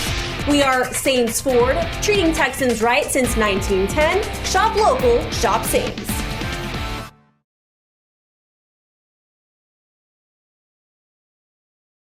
Stadium? No, I see my truck there. They were giving a license plate on the Dodge truck, and I don't know what's happening with it. Something's wrong. There's a kick, high, end over end and back deep, fielded up by Gage White Farrell. I think it's Farrell. It was a 74-yard touchdown pass from Brayson Beazell to Damian Figueroa, who caught it and dug. When he got around midfield, he caught that ball and he cut all the way across the field, and you saw the burners turn on. Oh, yeah. My goodness. I like to see him in the 100. Oh. 1st and 10 Coyotes with 40 seconds left to go in the third quarter. They can move the ball, and they've done very well. They just got to quit turning it over. There's a handoff, Salai, stutter step, up the field, breaking through tackles, spins and fights his way all the way up to across the 40-yard line, moving the sticks down at the 43. And that's an impressive run, 11 yards from Salais. They found something working, and he's also being very patient, kind of weaving his way through traffic. Hands off Salais again, same stutter step, bounces up the field, turning it off, fighting through, down inside Warrior territory, all the way up to the 35-yard line. And if it wasn't for number 1, Ricky Hernandez, Salais might be celebrating a touchdown. That was a huge run. Down to the 35, 1st and 10 Coyotes, trying to respond quickly. Timeout, Warriors. Yeah, I think Coach Varial he just wants to slow things down a little bit. He senses that Alice is moving really fast. His defense might be not winded, but just a little bit on their back heels. Just settle down. You have a 13-point lead. Regain your focus. Don't let one big play throw off your rhythm. Coach Varial in the middle. This is a much better performance from this Alice Coyote offense this week, James. It is, Doug. It's a much better performance, but we're seeing the same problems that persisted from last week, the turnovers. But the offensive output overall, yes, the output's much better. It's much better. It is. And just to kind of point things out, the Warriors only have one timeout left That's their second timeout called. Because Beazell had to burn a timeout last drive. Oh, that's right. So 1 timeout remaining for the Warriors in the game. Snap. Handoff up the middle to Salais. He bounces out. And he's stopped. No gain. Great tackle by number 12, Chris Martinez. You're right. I didn't mark the 12.2. That's going to be the end of the third quarter. Yeah, it is. Warriors 27, Alice Coyotes 14. End of the third quarter. 1 more to play here at Warriors Stadium. MICSportsNetwork.com and News Talk KEYS. James Espinosa and Doug Ketchum with you. Marcos Matakin, Will Waddell with us, the entire MIC Sports Network crew. Don't forget about our Week 7 matchups coming up. Thursday the 10th, we will have Gregory Portland at Ray from Buck Stadium, 7 p.m. kickoff. And then Friday night, we'll be back at Buck Stadium. On the 11th, it'll be Miller versus Moody, another 7 p.m. kick. Some good games coming up. Good games coming up on the MIC Sports Network. Absolutely. Don't forget, coming up tonight, the post-game show and the scoreboard show, depending the final outcome of this ball game when this one wraps up. Second down and 10 for the Coyotes, moving left to right. Peterson in motion. Cruz running. Turns upfield a little bit.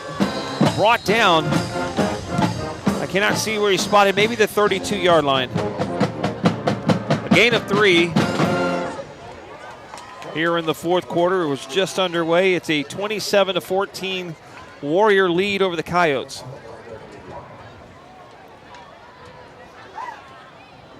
And a third down decision coming up for the Coyotes.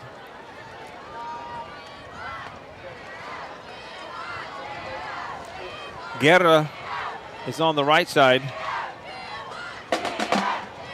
Snap to Cruz. Hands off out. Was that out of Salais? It was Salais. And maybe no gain. Yeah, he didn't get much of nothing right there. That was number 28, Hayden Trejol. Trejol with no gain. And it brings up a fourth down for the Coyotes in Warrior territory. Offense is staying on the field. You're down by double digits. Time is of the essence.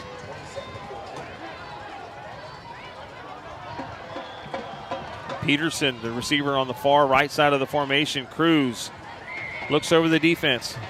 There's a snap. He's got time to throw. Fires the ball. He's got Sesmelis all the way down inside the 10. Just a beautiful dot right there. Over the middle, Sesmelis again, Doug, on that post route. Yes. They've had success on that post route when he is single coverage and there's not a high safety waiting. I'd do that all day long. They're 2-by-2 set. There's a snap. Cruz swings out to Guerra inside the 10, maybe down to the 8. They're going to give him the 7-yard line. Brought down by number 29, Jathan Ayala. 3-yard gain. Second down and goal.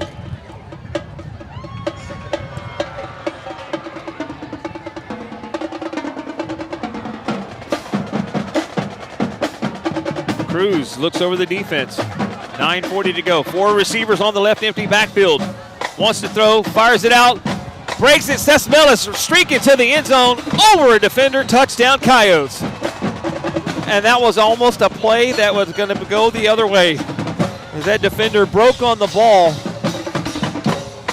Yeah, Doug, it was Joaquin Trevino who made the aggressive play to try and possibly pick that one off, but just a split second too late. And the Coyotes with a response drive, they keep themselves in this ball game. Carlo Gonzalez to kick the extra point. And the snap is up, and it is good. 27-21, back after this. Orthopedic excellence starts here. With 50-plus years of service in the Coastal Bend, 4 separate communities, 7 individual clinics, 9 different subspecialties, 1,500 patients seen each week. Don't settle for anything but the best. South Texas Bone and Joint, the go-to orthopedic office for you and your loved ones. Your care, always our priority. In Corpus Christi, we coast our own way. From the city to the beach, coast is more than our part of the state. Coasting is a state of mind. We take our time. And take what's ours. We do things differently. And celebrate what makes us the same. This way of life is bigger than our beaches. We are the casually charming, The collectively cool. the creatively curious, We are the Gulf Coast capital.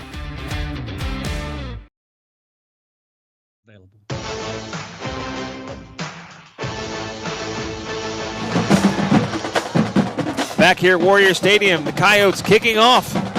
And it's a high, end over end and back, deep, fielded by Damian Figueroa at the 5. Number 5 takes off to the right side. He's got a lane down the side and hit out of bounds. You ask what he can't do, he can return kickoffs too. Yeah, man. Can do it all. That's why he's a special player. 9:30 left in this game. Warriors holding a 6-point lead over the Coyotes, 27-21. We got ourselves a ball game here at Warrior Stadium. From the Tuloso Midway 32-yard line on the right hash. 1st and 10 Warriors. 9:30 to go in the ball game.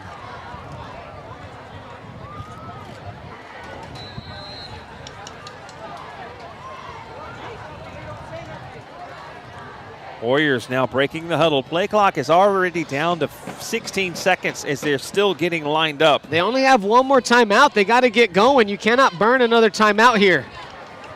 Trips on the right side of the formation. Figueroa to the left of Bazell. Play clock down to 3. Little swing pass out to Figueroa. Just get a ball in his hands and go make plays. And somehow or another he gets up the field to the 35-yard line. I believe that they're giving him on that first down play. A gain of 3 on that reception. Second reception for Figueroa. And bringing out the tight end and subbing in is number 33. It looks like they have substitution issues, Doug. They're trying to get the right guy off the field. They've done that a couple of times. That's Arriaga. No, sorry, number 8, Will McCall coming off. Play clock down to 15 seconds as the Warriors are trying to get set. Now they do on 2nd down. Snap to Bazell. Figueroa up the middle and then slung down. The slinging down of him, the spin, and he kept driving, gets him across the 40-yard line, down to the 42, maybe the 43, and that's enough to move the sticks. Going to have a heavy dosage of Damian Figueroa. I can imagine here in the 4th quarter. I would. Run, run, run. You got to take all the time off the clock, and that's exactly what they're doing. Even though they may be getting the play in a little late, the play clock is going all the way down, maybe 5 seconds, 4 seconds left on it.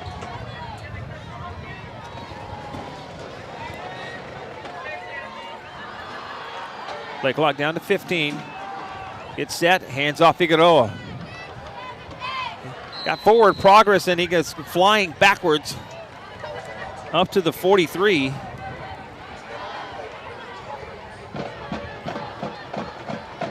I think they spotted him between the 42 and the 43 on that one. Yeah, just about. Initially on the first play. Ball's just. I think they're officially marking him at the 43. Okay. Yes, they are. Ball on the 43. Okay. Clock running though, 7:36 to go in the ball game.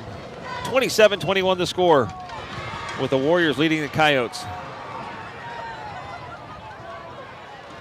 Bazell, snap, fakes it, rolls out to his right, and keeping all the way.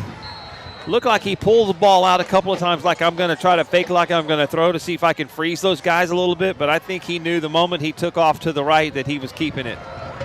Don't you? Yeah, and that's just a smart thing to do. Anytime you can make the defender just hesitate even for a split second, that's an advantage for the offensive player. Because if you're thinking, you're slow. Exactly.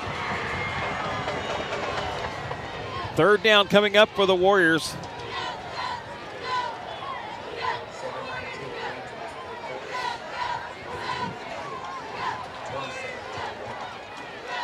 It's like about a long 5. They have to get to Coyote territory to the 48 for a first down on 3rd down coming up. 7:19 to go in the ball game.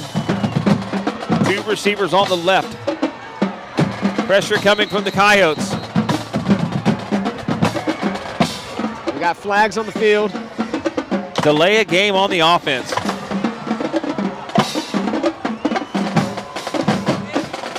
Now it's going to be 3rd and 10.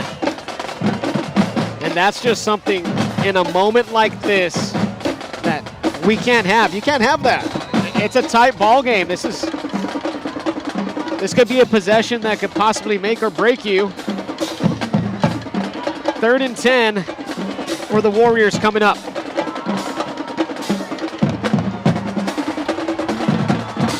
They're trying to get them to hurry. The play clock down to 6 already. And they're not even set at the line of scrimmage. 3, 2, 1. There's a snap. Got it just in time. Pumps. Bazell throws. The receiver cut into the inside. They're going to claim that he was hit. And it's going to bring up 4th down. I think Bazell was expecting him to run up the numbers. He was not expecting him to break towards the inside, towards the hash. You're right, Doug. He wanted him up the numbers. And if he continues up the numbers, he's wide open. And now Tuloso Midway is going to have to punt this one away. And we've seen some troubling punts going right to left in this wind. Let's see how this could possibly go, punting into the winds. The winds are substantially down from the first half. Let's see. There's a snap, and the punt is high and back deep, fielded back by Peterson on the run. Stutter step, sideline. Fighting through, somehow or another, he stays on his feet, carried out of bounds about the 34, and off in the distance, I saw something that was not good. I don't like what I saw out there, Doug. But if it's far enough away, we're all right. Yeah, 7:03 left in this game. Alice set to start their 10th possession.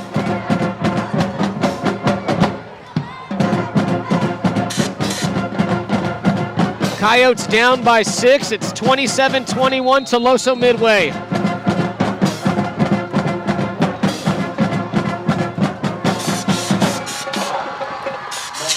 Coyotes with 2 receivers out on the left side, 2 on the right. Snap, Cruz keeps. Couldn't get around that first defender. He loses 2 yards on the play. Back to the 32. A big-time play made right there. Number 84, Sean Burdick. Called his name out earlier. The big defensive lineman, senior, in the backfield causing havoc. Well, I can tell you the good thing is I have weather apps on my phone, and normally if something was in the vicinity area, we would have got a notice, so it might have been in the Gulf. And they're going to throw a flag on that one. Moving at the moment of the scrimmage, and that should not have happened. And I think he was going to false start and realize I'm going to fake like I'm moving and in motion. Yeah, Coach Varial is also signaling. Take him back. That one was obvious. Oh, yeah. We've seen a few sloppy things in the regard of movement at the line, formations, 2 guys moving at the same time, 3 guys moving at the same time. 6:19 left to go in this game. I got 30 yards in penalties for the Coyotes and just 20 for the Warriors.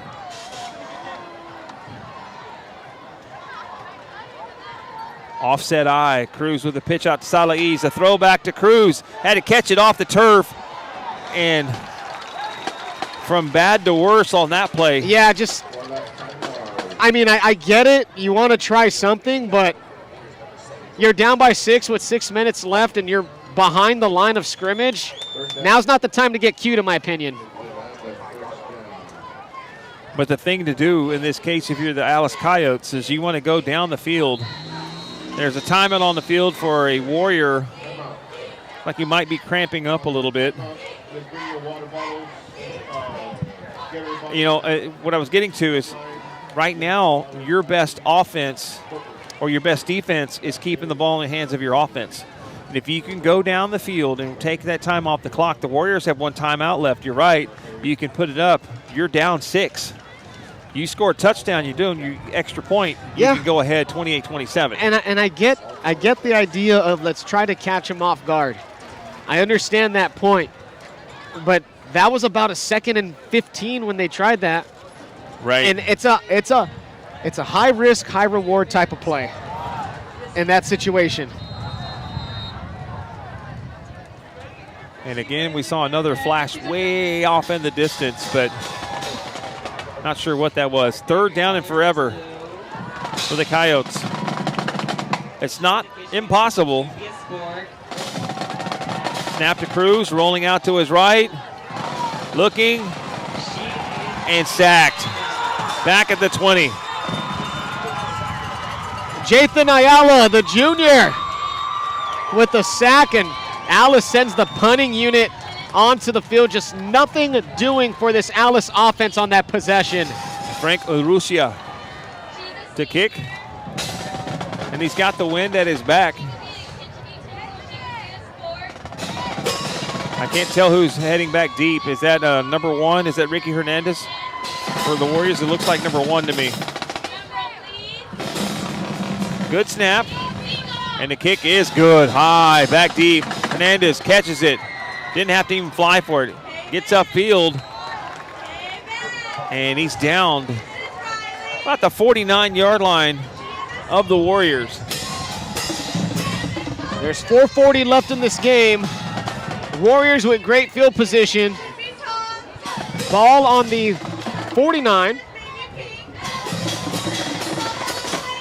So Alice, like we were talking for the Coyotes just a moment ago, this is one of those things now for the Warriors. You've got the 6-point lead. You have 4 minutes and change. Take some time off the clock and make the Coyotes start burning their timeouts here in a moment. She's a senior. She plays trombone. Warriors with 9 seconds get set at the line of scrimmage. Arriaga in motion. A delayed handoff. Figueroa blasting into the backfield and dropping him for a loss. Jesse Villarreal. That defensive end has made some plays today, Doug. We've called his name out a handful of times at least. All the way back to the 46. That's a loss of 3. It's big on first down.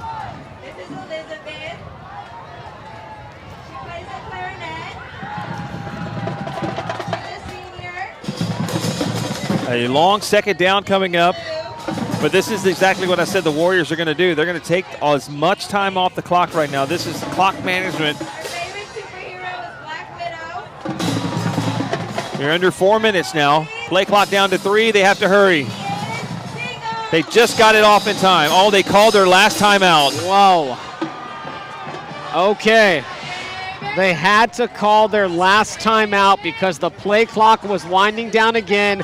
You're already behind the sticks at 2nd and 13. You can't risk going to 2nd and 18. They're forced to call their final timeout. There's been a little bit of mismanagement on that side. And offensive coaches they're having a nice talk with some of the players out there. So final timeout is called by Tuloso Midway. To be fair, I'm not sure who this falls on. Was the play coming in late? Are they getting to the line of scrimmage? Are they late kind of breaking the huddle, so to speak? And I'm not trying to point the finger at anybody. It's not my call. You know, I don't know sure exactly what is going on. It just seems a little odd for a team 6 games in the year. If I had to guess, it's a little bit of everybody. And there may be new guys on the field that are very unsure of what they're supposed to do from time to time. So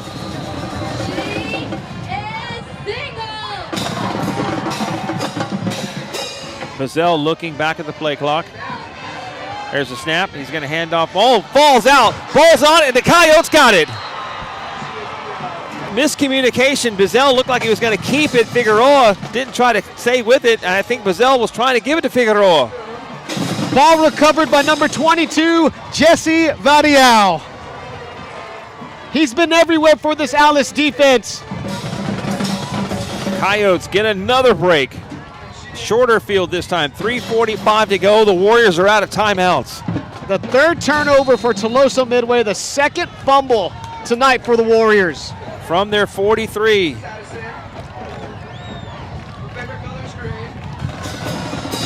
Peterson split on the right side. 2 receivers out on the left for the Coyotes. Cruz with the snap. Hands off. Salais. He's got a little running room. Up the field. All the way down to the 30-yard line, and the Coyote fans are making noise across the way. 12 yards for Salais. Yeah, they're pumped up on that side, Doug. Your defense just got a critical turnover. You got all 3 timeouts. You got 3:30 left in this game. Can the Coyotes cash in? Guerra, the right slot. Peterson, split wide right. Hands off Salais, pressure coming, gets away on the outside, breaks another tackle to the 30, upended over at the 25. Helmet comes off, he's got to go out for a play. Close to a gain of 6 for Ryder Salais.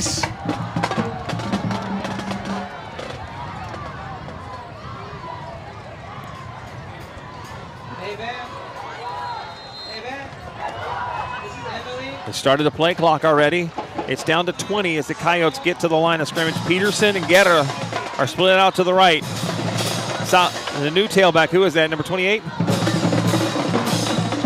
It is. That is Hayden Trejo. Hands off Trejo. Trying to get to the corner. Up the field. Inside the 20. Spinning on his feet. Still going down all the way to the 10-yard line for the Coyotes. What a run from Trejo. My goodness. And a timeout for an injured Warrior. He ran over 2 Warriors on the field. This has been an amazing game. It's been fun. It has definitely been fun. Alice is knocking on the door of potentially taking the lead.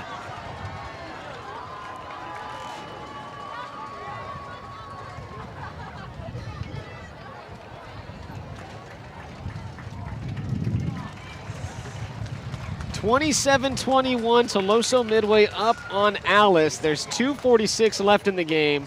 Alice has the ball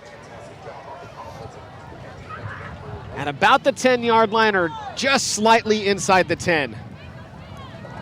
First and goal. They're going to officially mark it at the 9. But there's a lot of time left on the clock.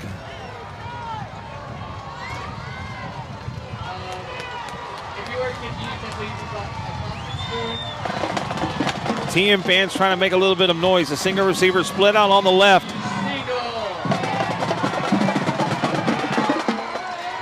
Cruz trying to take time off the clock. It's exactly what he's waiting on.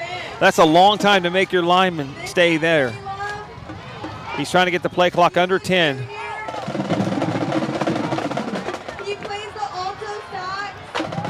Cruz sends his man in motion. Pitch. Cruz going to stay behind him. Follow behind a block. Warriors trying to defend to get to the side. Hit hard. Maybe no gain. Damian Figueroa was in on that tackle. Aaron Berglund also. He lost a yard back to the 11. It's a great play by TM to cut off that corner. But it did the Coyotes a favor. The clock continues to run as he's inbounds. It's second and goal from the 11, but the clock, you're nearing a minute. Snap to Cruz, hands off Salais, up the middle, back to the original line of scrimmage.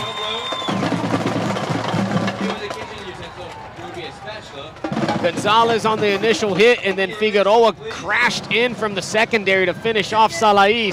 A minute 15 to go. Timeout, Alice. Their first one. Now you got a 3rd and goal situation. It's obviously a 2-down territory. You're going to go for it on 4th. You have to. Alice needs to put one in the air. You got to take a couple of shots at the end zone here. They've had success. We've seen it. They've gone downfield on the post routes. They've hit guys in the flats and got some good gains.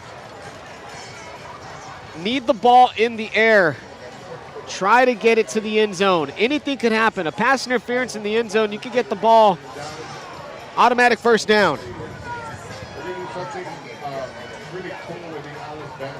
1:13 left in this game. Tuloso Midway leads the Alice Coyotes 27-21. Got a 3rd and goal upcoming. The ball, Doug, is on the, I want to say that. It's on the 10. It's right on the 10, yes. So he got the yard back.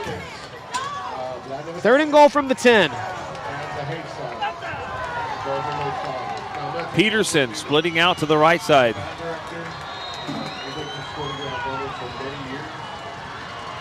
Cruz with the snap, gonna run. Falls down.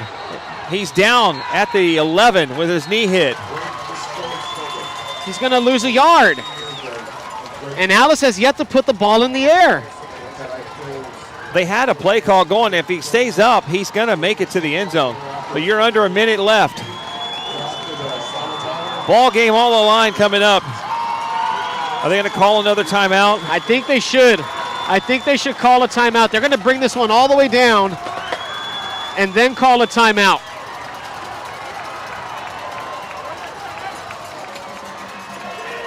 There's gonna be about 24 seconds, 25 seconds when they call this timeout, if they take it all the way down. And they do. There's 25 seconds left in this game. 4th and goal upcoming from the 11. Alice needs a touchdown. TM needs a stop.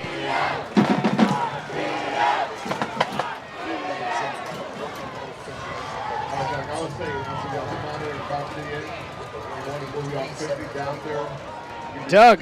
This has been fun. This has been a great game. This really has. It's had its share of great plays. It's had its share of bad plays.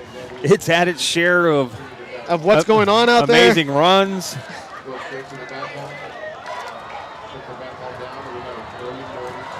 The Alice Black girls are all hand in hand on the side trying to will their team to victory. 4th down and goal from the 10.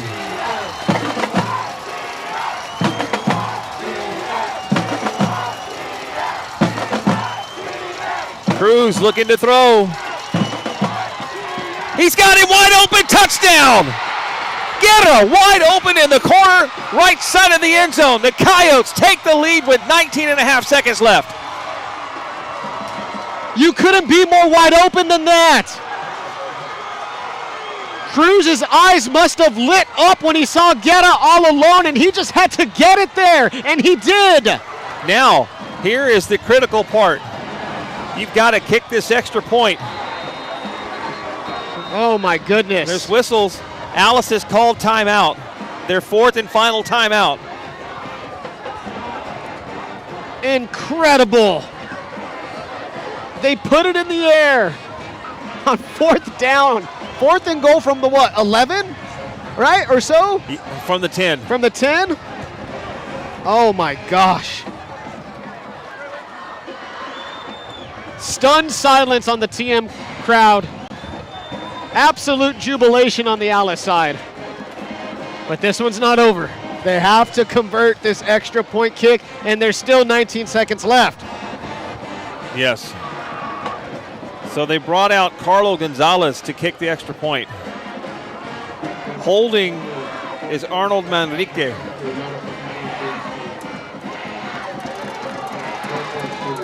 Tied at 27. The snap is low. The kick is up. It's good. Alice has come from behind to take the lead. 28-27, 19 seconds to go. Incredible. And that crowd noise you hear is from the way far other side.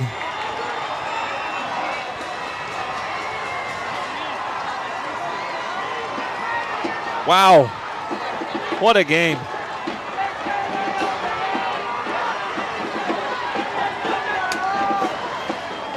Now,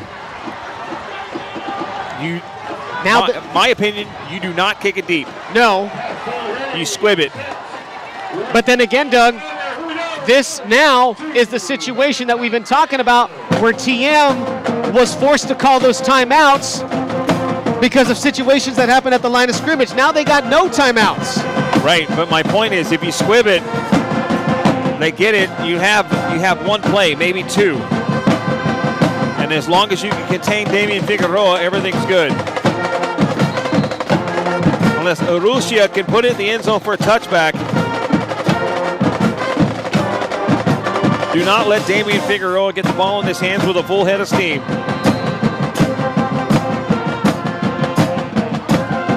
And it is. It's an end over end, fielded by Nutback, about the 30-yard line. And they got him down at the 36.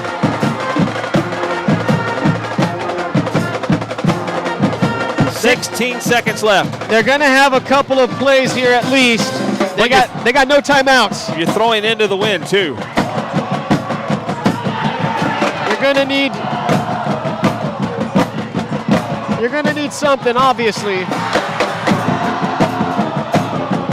16 seconds to go. TM down by 1. Ball on their own 36.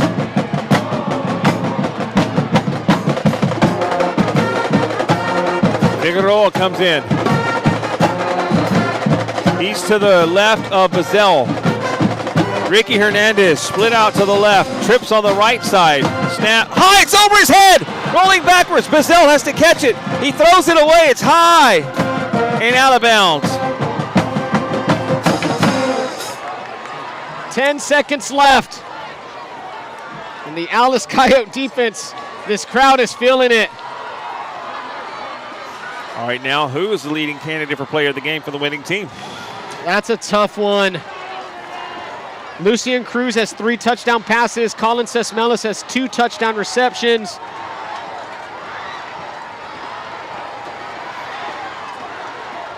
Second down and 10. Trips on the right side. 5 wide. Bazell throws. Caught. Spin. Trying to get out of bounds. Hit. 3 seconds left.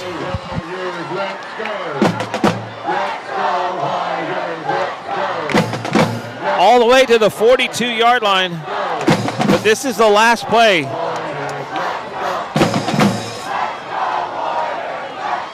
Dante Alvear is heading back deep.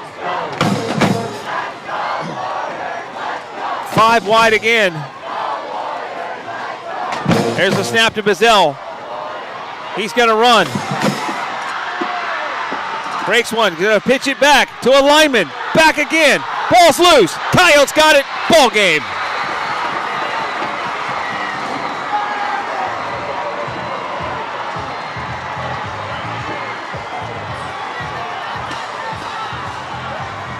The Coyotes come from behind and stun the Tuloso Midway Warriors here at Warrior Stadium. Wow.